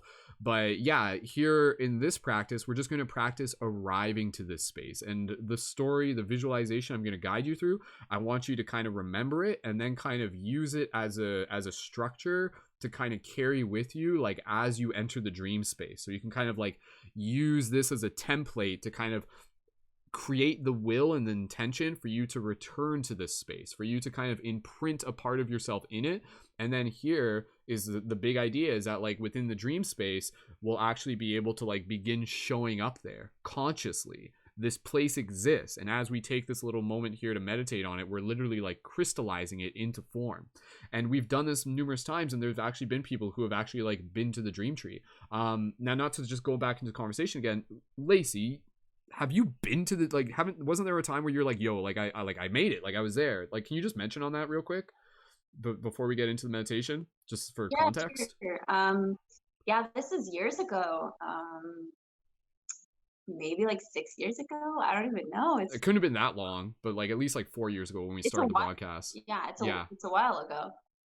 And I just remember you mentioning it a few times in some of your broadcasts, just like talking about the dream tree and like we could meet up there. And I remember one night I had actually set an intention to see if I could like meet up and hang out with like everyone from shift, like paradigm shifts. So I went to sleep, and then I like walked through, it was nighttime though in my dream, and I walked through like a wooded, like deep, dark, thick wooded area. and like there was like a full moon, so I could see where I was walking. And when I came out to the opening, there was this iridescent, like shimmering giant tree like on top of this like small hill. It wasn't very large, but it was like in the middle of a forest. Like this is just how it was in my dream. And I was like, oh cool, like I made it. And the interesting thing was that there was like a stone circle, like someone had set up, I'm assuming you, a stone circle. Sure. Like there was like for conversation. And then people started to arrive, and there was, and I was like, oh my God, I made it. And we're all here. And like, you were there. And yeah, it was the dream tree, but it was at nighttime, which was cool. So I don't know if that's how you normally do the visualization, but for me, it was like this glowing, like iridescent light coming from like a kind of tree. It was really trippy. So that's beautiful. it was beautiful. Yeah, there you go. We all kind of congregated and had conversations, and yeah, it was good. There you go. So that's again, like that's evidence, that's testament that this, and again, like this is like opening us up into some really exciting realms together as a team. And Lacey, you were just kind of saying, like it was like nighttime. Usually when I kind of do this meditation, which we'll do in a second, I encourage people to almost visualize the sky being almost like the night sky, but you can like see the galaxies. Like you can see, like it's not just stars as if you walk outside. Yeah. It's kind of like there'd be like colors in the sky because you can like see the nebulas. I don't know if it was kind of it was like night, like really.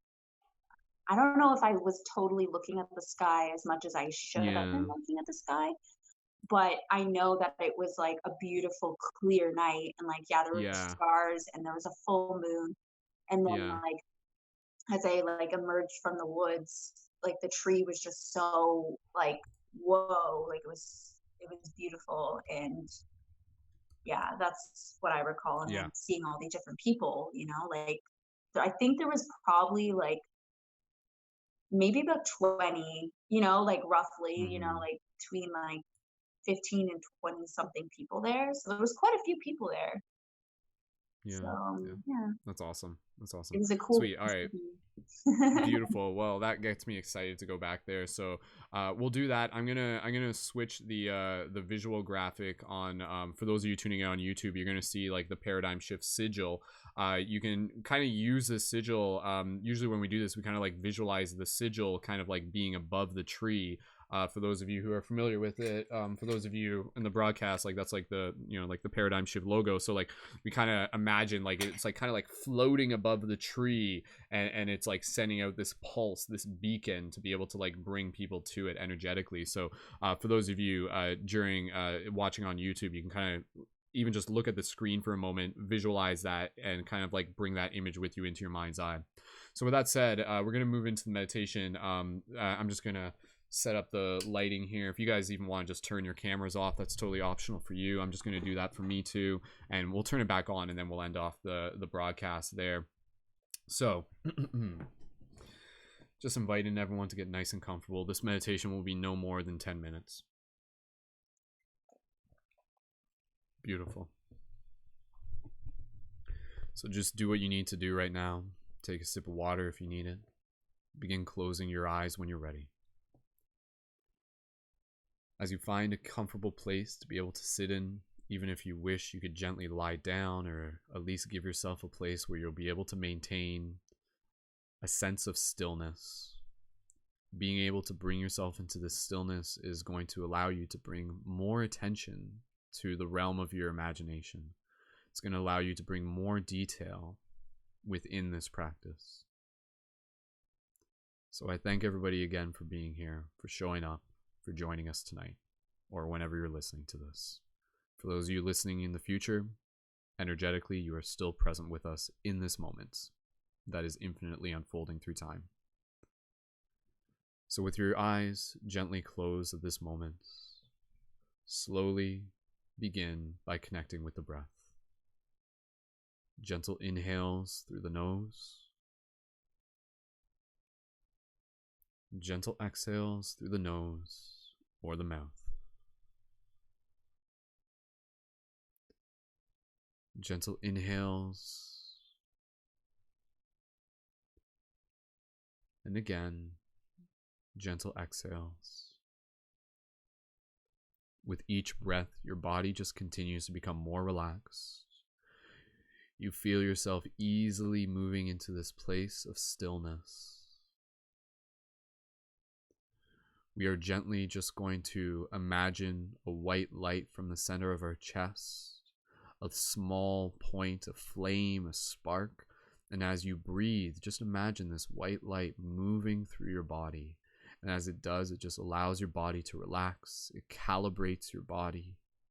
So you feel this white light moving from the center of your chest, around your shoulders, down into your torso, your hips, up your neck, up around your ears, your face, down your arms, all the way down to your fingers, past your knees, your shins, your toes. And as it does, it just allows your entire body to relax. And take another moment here to just continue to be aware of your breath. What does this space feel like? Just being in this stillness, being relaxed, giving your nervous system permission to simply relax. And from here, as you continue to be aware of your breath, continue to breathe as we gently begin to imagine ourselves focusing inwards and using our imagination. And you begin by imagining yourself in a field. And in this field, you are standing in grass. And this grass is about waist high. And you can reach and you can touch the grass. You can rub it between your fingers. And with as much detail as possible, imagine what the texture of that grass feels like. And as you do this, you begin to bring awareness to your body, to the grass underneath your feet. You begin to feel the air. You begin to arrive in this space. As you continue to walk through the grass, you look off in the distance. The hill slopes before you, but then it rises up into another hill. And on this hill, you can see the dream tree, the tree of life, the life tree. This beautiful, iridescent, golden, rainbow tree with energy swirling around it. This tree has roots that connect deep into the heart of the earth, branches energetically that expand into the heavens, that expand across all dimensions, all dreams. Even this idea of where we are isn't necessarily on earth, so to speak.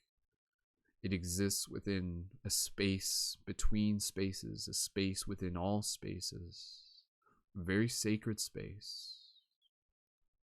And so, gently feel almost like a gravitational force gently pulling you towards the tree. And you look up above the tree and you can see the paradigm shift sigil above the tree. And it has a pulse to it, sending out a signal, a gentle, soft wave, shining like a beacon, like a lighthouse, calling forth the other dreamers, calling forth the other light guardians. And at this moment, within your imagination, within your dream, your waking dream right now, slowly begin to imagine yourself lifting off the ground and floating. You feel the grass lift between your feet. You feel yourself rising into the air, and you can feel yourself navigating towards the tree as if you are not necessarily moving your body, but rather you are moving from a single point of light, either within your chest or within your third eye, your forehead. And so, as you continue to feel yourself naturally, almost like in a current, being moved towards the tree, you begin to see the colors of it shining. You begin to acknowledge the awe of it. Imagine it with as much detail as possible. The more detail you can add in your imagination, the richer it becomes, the more it solidifies, the more it crystallizes. And as you continue to move towards the tree, you can see the other people there. You can see people gathered. You can see people congregating. You can see people engaged in various discussions. You can see people dancing together. You can see people creating art, hugging. You can see people doing yoga, tai chi, martial arts training. You can see people practicing dream skills, playing with elements, manifesting things before them. You see people sitting on the ground. You see people massaging one another. A beautiful atmosphere and a vibration echoes from this space. And so, as you observe this, slowly you begin to imagine yourself gently arriving at this tree, and you slowly bring your feet down to the grass before it, and you feel the exact moment your feet touch the grass. And you imagine it with as much detail. You feel it. You feel that texture on your feet as your feet land firmly on the ground. You take a moment here to look around. You see familiar faces. You see friends. You see allies. You see loved ones. You see family. You see tribe. You take a moment here to just acknowledge the space, the energy, and the intention of it, a gathering point, a place to unite, reminding yourself within your heart that this is something that you can and will return to. And so in this moment, take a look up at the tree, standing below it, in front of its trunk, seeing its branches, incredibly strong and powerful and magical, emanating a light. And you look at the tree, and it's not just like a tree that you would see walking around normally. It has an energy moving through it. You can almost see the energy around it and underneath its bark, like veins pulsating. And so in this moment, gently raise your hand towards the tree with your palm open. And take a moment here to slowly move your hand towards the tree and pay attention to the exact moment that you make contact with the tree, and imagine it with as much detail as possible. And so as you continue to breathe here, you feel your hand gently placed against the tree. And as you do, you take a moment here to connect with it. You take a moment here to be able to feel its life, to be able to feel its love. And as you receive, you equally give. You equally give your energy, your love. You create a cyclical vibrational field between you and it. And now you move a little bit closer to the tree, and I want you to imagine yourself taking your arms and wrapping them around the trunk, even though the trunk's bigger than your arms can even reach around. And give the tree a nice gentle hug as you place your chest against it. And as you place your chest against it, in this moment, again, you just feel this energy deeply connecting to your heart. This energy that comes forth from the depths of the earth, from the crystal of the heart of the earth, moving up through the trunk. And as it does, you feel the same energy moving up through your feet. You feel yourself as if you are the tree. You feel this energy moving up your legs, your spine, all the way out through your body. And you take another deep breath, the deepest breath you've taken so far this meditation, nice and deep. Hold it for a second. Gentle exhale. Continuing to breathe gently. You take a moment here to just acknowledge the tree's presence. And as you do this, you formulate a connection. In the same way we were speaking earlier about the importance of emotional connection with a loved one, with a fellow human, acknowledge that this tree has a spirit, has a soul, and so formulate a connection with it. Listen to it. Allow it to speak to you. Allow its voice to be heard within your heart.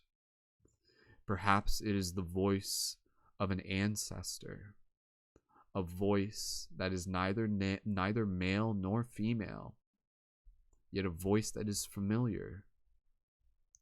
And so as you are in this space, you feel the energy coming up through your feet, as well as the energy moving in and out from your crown. You imagine your eyes gently closing within your own imagination as you stand there hugging the tree, and allow yourself to just connect with the energy of it. Your imagination may connect you beyond just this visualization. It may show you things connecting to the greater cosmos, something that you can explore deeper on your own time when you return to the space. But for these moments, as we just allow ourselves to be present here for the next few minutes before we conclude the meditation, allow yourself to simply express gratitude for the tree. Allow your love to crystallize the relationship and to crystallize the tree itself.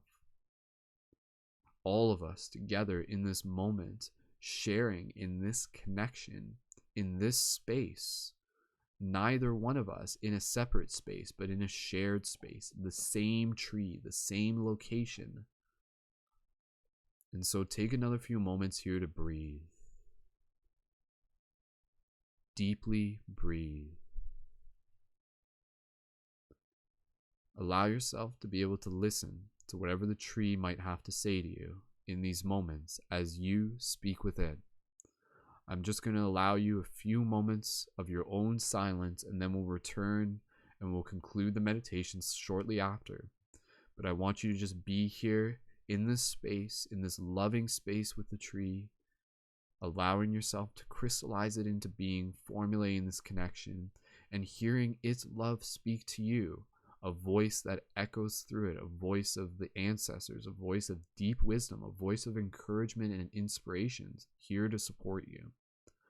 So continue to breathe. I'm just gently going to move my own microphone to silence and allow yourself to be in this sacred communion with the tree on your own. Go ahead.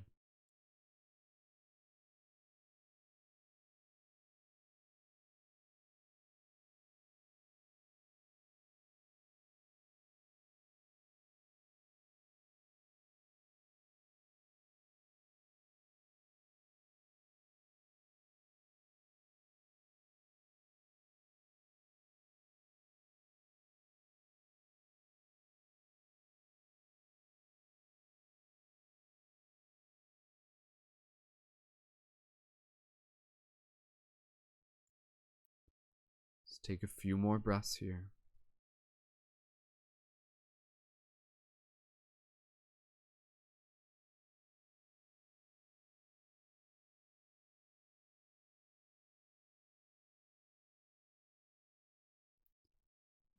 Beautiful. And as you continue to breathe here, still in this meditation, allow yourself to receive any love you need from this tree. Allow it to nurture a part of your heart that needs nurturing. Allow it to touch you as if it is the hug of a mother or a grandmother or whatever you feel you need in this moment. Feeling this connection with the universal force that is here supporting you, loving you, deeply proud of you.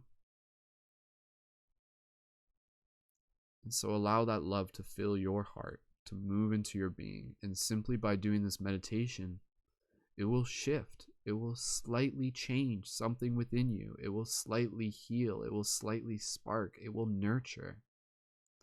And know that this is a space you can return to, a space you can come back to at any time, a space that is here for you.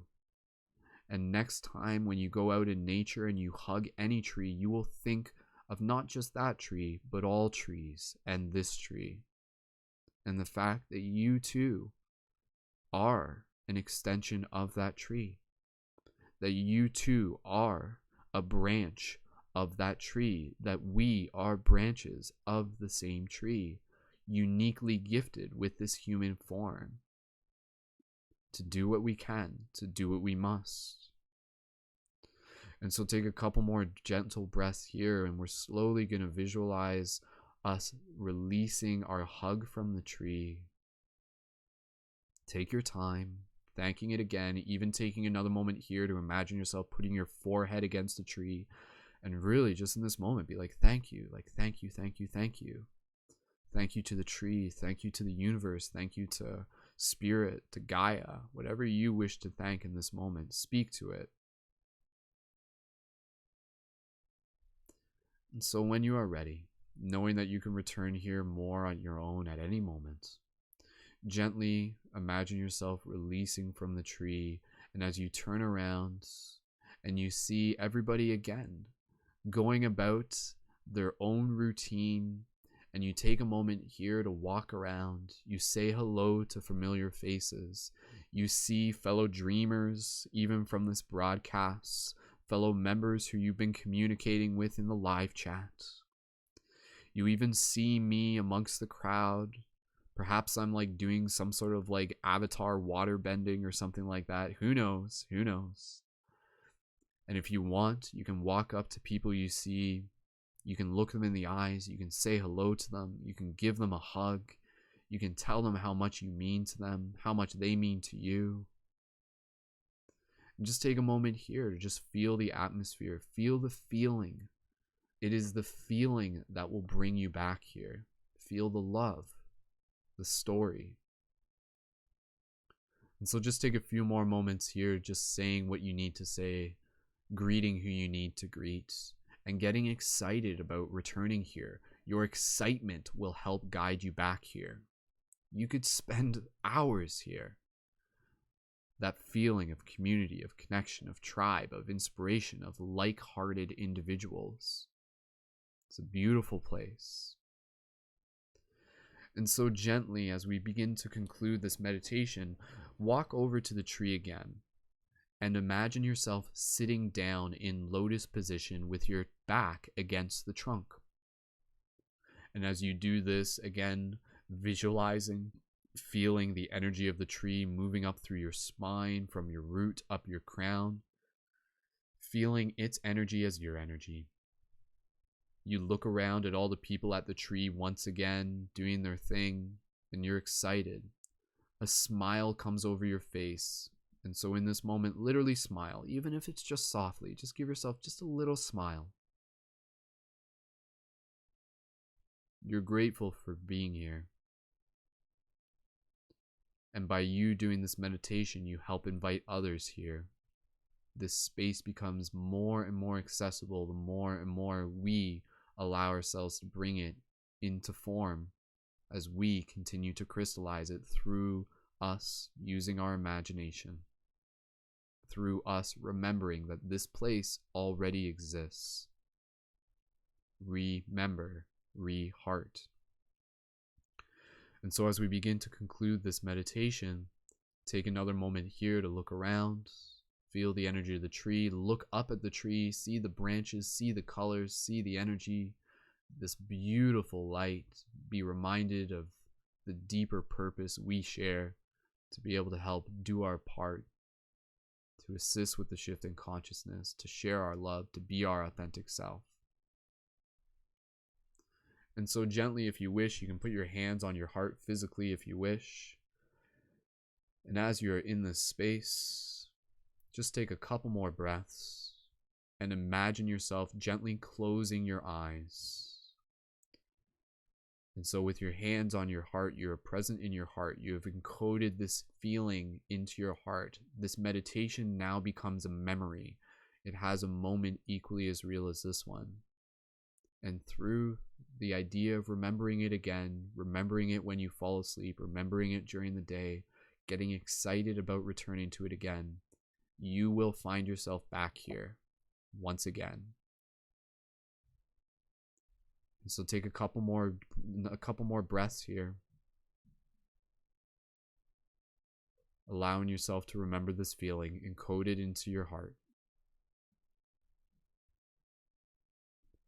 And slowly, as you continue to breathe here, we're gently going to transition our awareness back to our physical body, while at the same time keeping a part of ourself here at the tree, knowing that a part of us will be here, will continue to be here, will continue to be in this space where energetically, non-temporally, we are all continuing to be at this space, supporting, celebrating, loving, creating.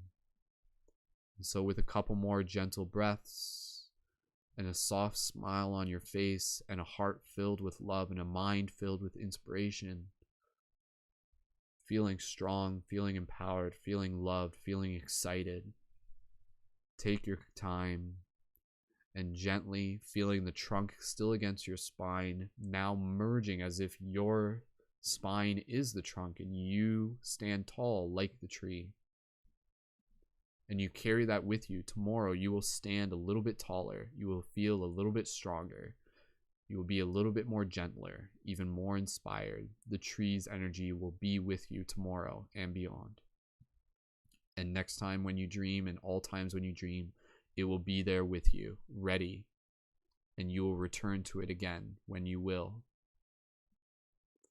And so as you breathe here, gentle inhales and exhales, slowly begin to bring awareness back to your physical body.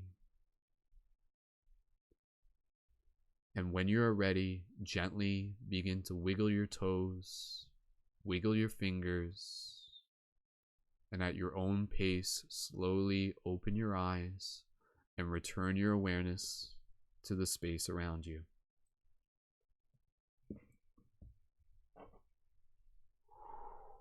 Beautiful. Gently take your time, no rush.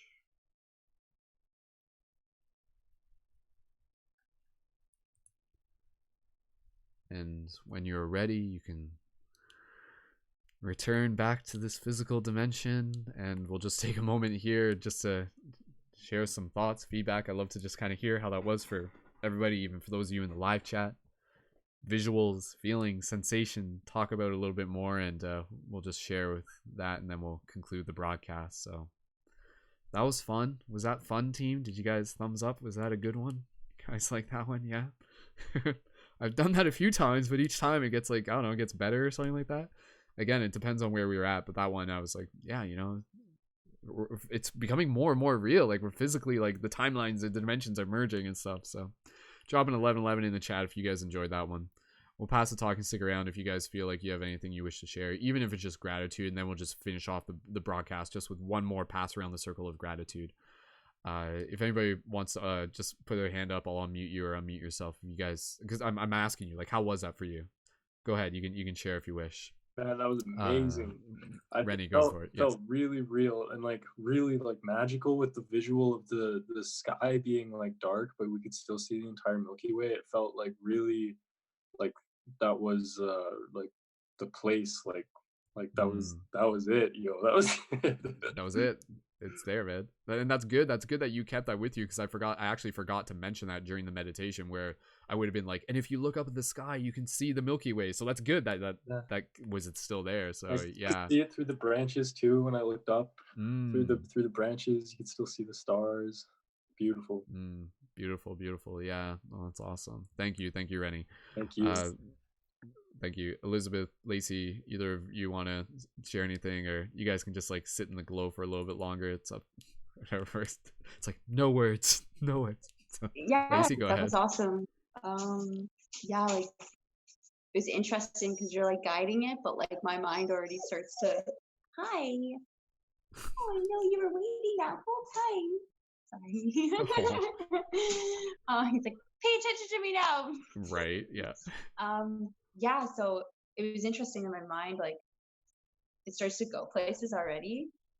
So like in the beginning, like when like you're like, oh, the grass is tall.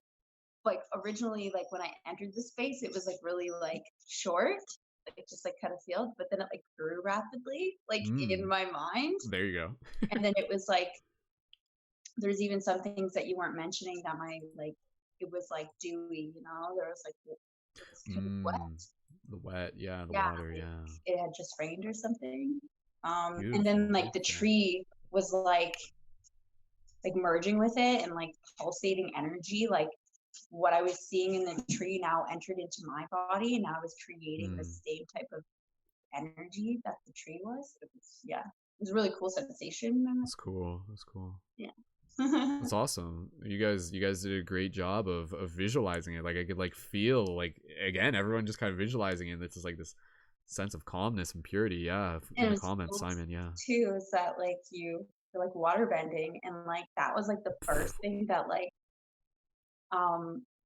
when I was picturing people like doing stuff around me, there's like somebody was like doing that. They were like water bending, but it was like turning it into ice and like sliding across Oh, cool. it.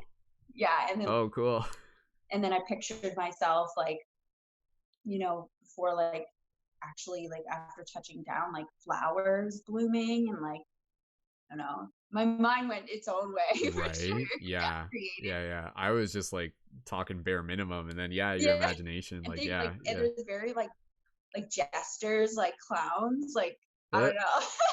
People just like really, like festival gear and like kind of yeah. like It was great. I was like, hippie ooh, I like party. this feeling. I know, right? So yeah. Oh man, that's cool. Lacey, thank you for sharing. I'm glad you were there with us. All right. Elizabeth, we'll pass it over to you, and then we'll just go around the circle one more time with gratitude, and we'll finish it off. Go ahead, Elizabeth. Well, I traveled there really quickly, and when I arrived,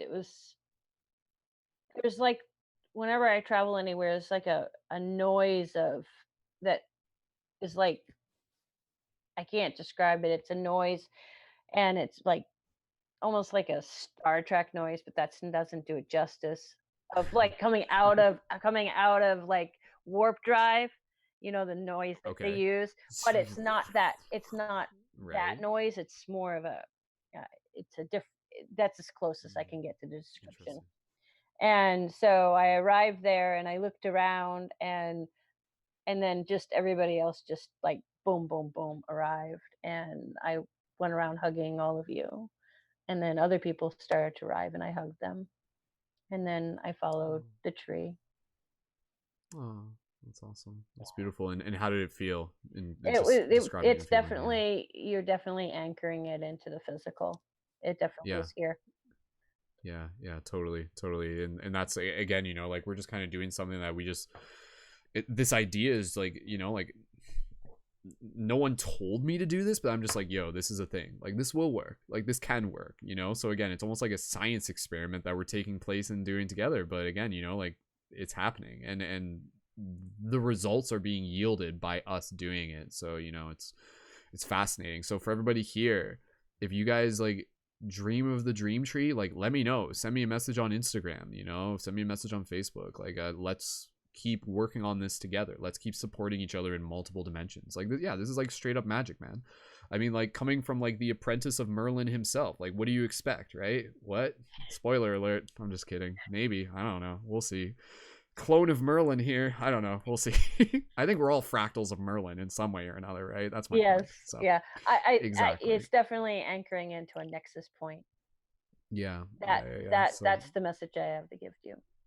Yeah, and that's like, I mean, next time I'll just like Merlin's like in the background or something like that. But I really do feel, again, kind of like getting into like other topics and stuff like that. Like I feel like, like in a past life I was like some like, I don't know, like apprentice of Merlin or something, and now here I am as like a techno wizard doing what I can to be able to help like bring forth magic and stuff like that.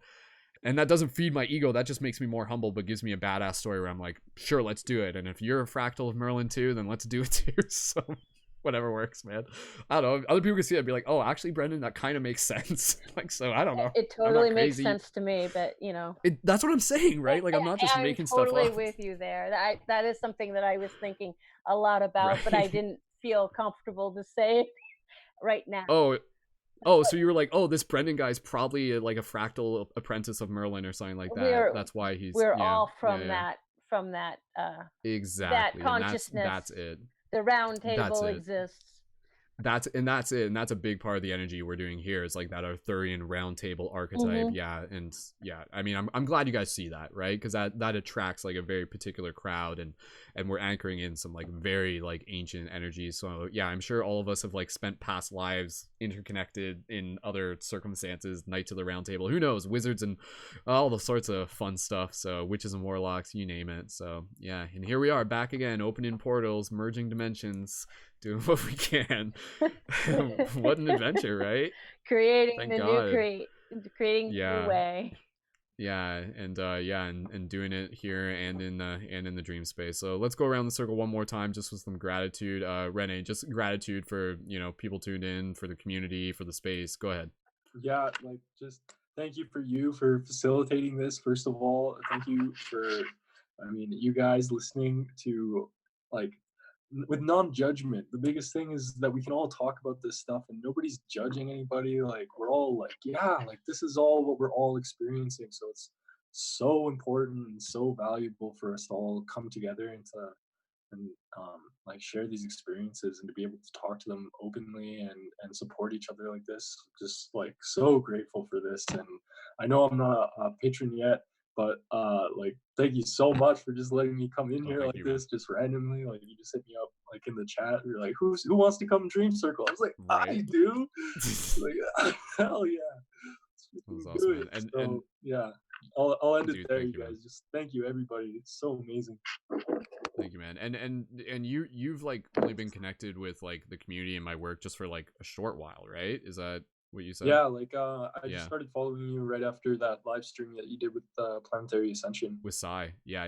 And I know a few people, like, I literally, like, there's a couple people in the chat who are like, yeah, I saw you on Planetary Ascension's live broadcast. So yeah, there we go. Here we are, man. Amazing. So, dude, thank you for following up, dude. I really appreciate what you brought to the circle tonight. So gratitude to you as well, man. Really appreciate it. So awesome, man.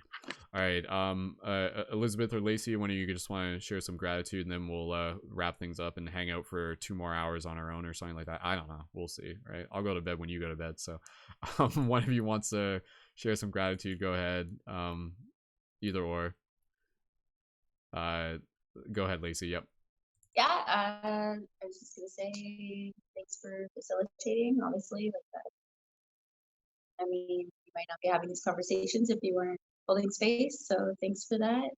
Thanks for everybody tuning in, and keep asking questions, keep studying, working on it. You know, and hopefully we all have fucking dope dreams tonight. Dope dreams. It's gonna happen, man. Yeah. Thank you. Awesome. Thank you, Lacey. Thank you for what you brought tonight. Always appreciate you being here and just sharing some of your experiences and your wisdom and your presence. So really appreciate it. Awesome. Go team. All right, Elizabeth, closing gratitude. Go for it. I send loving gratitude to each and every one of you and everybody that has been listening and will listen and who has listened. I bless you all with love and love more and expect miracles. We are the ones we've been waiting for. If not you, then who? I bless you with love. So much love to all of you. Beautiful. And that camera's making some dope effects on the camera lens. The candle. Yeah. Like it looks like you have like a purple aura around you right now. The way how it's like hitting through the lens and stuff. Looks cool. That's awesome. So thank you. Awesome. And Elizabeth, thank you again for being here and for anchoring in the energies and for holding space and for, as Renee said, you know, like helping lead the way and set the stage for us to be able to show up. And here we are as a team, you know, like generations merging together and ancient wisdom and ancient souls doing our part. So really appreciate you being here. Thank you, Elizabeth. Thank you so very much. I really appreciate it. Blessings to you. Awesome. Thank you. Beautiful. And again, just thanking everyone so much for being here and for just adding their support. And again, you know, if you enjoy this broadcast, be sure to do the regular routines, like, comment, share, tell your friends, invite more people to tune in. We'll be back for another dream class in the future, so stay tuned. If you haven't yet, go to Paradigm Shift Central to be able to check out more. Make sure you follow me on Instagram at Mystic Spider-Man for regular content. You can follow me on TikTok at Mystic Spider-Man. I'm posting new exclusive content there. I'll even post up some dream related stuff eventually. You can sign up for Patreon as a monthly micro contributor. If you are financially in the position to do so, your support in all forms is appreciated. When you sign up on the Patreon, you can join as a leading member, which gives you priority access to being able to join our on-air broadcast. Again, tune in for our regular meditations that we are doing on my Instagram and my YouTube channel for the Waking Up with Wolf. At the time of this broadcast, tomorrow, April 3rd, we're going to be doing another big meditation. We're going to go back to the life tree, the dream tree, the tree of life. Going to be doing some chakra practice practice meditation there. So again, lots and lots more opportunities for us to be able to connect as community, for doing what we can, for just showing up. And yeah, just super grateful for everybody for just being here. So for everybody in the comments, if you just want to leave your comments of gratitude for each other, please feel free. Check the show notes, connect to all the other members featured within the broadcast. You can go to Paradigm Shift Central to connect to our team chat, our Discord server. The link for that is also in the video on YouTube as well. And yeah, and just again, you know, at this point, I really just want to like express gratitude, again, not just for showing up, but for doing a really good job of like also like being like really grounded. And I think that's a very important thing as we continue to move through these energies. It's just like, you know, showing up in a way where we're like helping present this information and keeping it accessible and being fun and being playful and really bringing that energy of excitement into what we do. Because I think that type of energy is what's going to allow other people to be, you know, invited to take part in the ongoing journey that we're creating together. And again, this very beautiful epic story of dreamers awakening within the dream. And you know, I've said it before and I'll say it again, like we are the dream awakening to itself. So thank you for continuing to wake up. Shifters, light guardians, I see you, I honor you, I love you. So with that said, we are going to wrap up the broadcast. One last thing, if you haven't already yet, be sure to follow on iTunes as well. The links for that through Paradigm Shift Central, Paradigm Shift Radio on iTunes. Check that out. And yeah, we will be back here once again. And as always, keep it shifty. Much love. And we will see you in the future. I'm going to start playing the outro music, but for everybody here, gently unmute your microphones and make some noise and go ahead and send some love out to all the people who are tuned in tonight. So go ahead, everyone, make some noise, send some love. Get it? I want Cooper to start barking. Cooper, start barking. Cooper's like, what is going on? All right, there we go. Oh god, Cooper's attacking Lacey. There we go. That's what I was hoping for. All right, beautiful. Thank you again so much, everyone. Much love. Keep it shifty, and we'll see you in the future. Until next time, this is Skull Babylon signing off. Bye.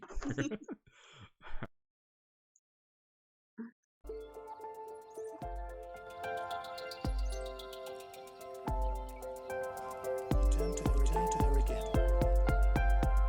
And then you saw what he was doing.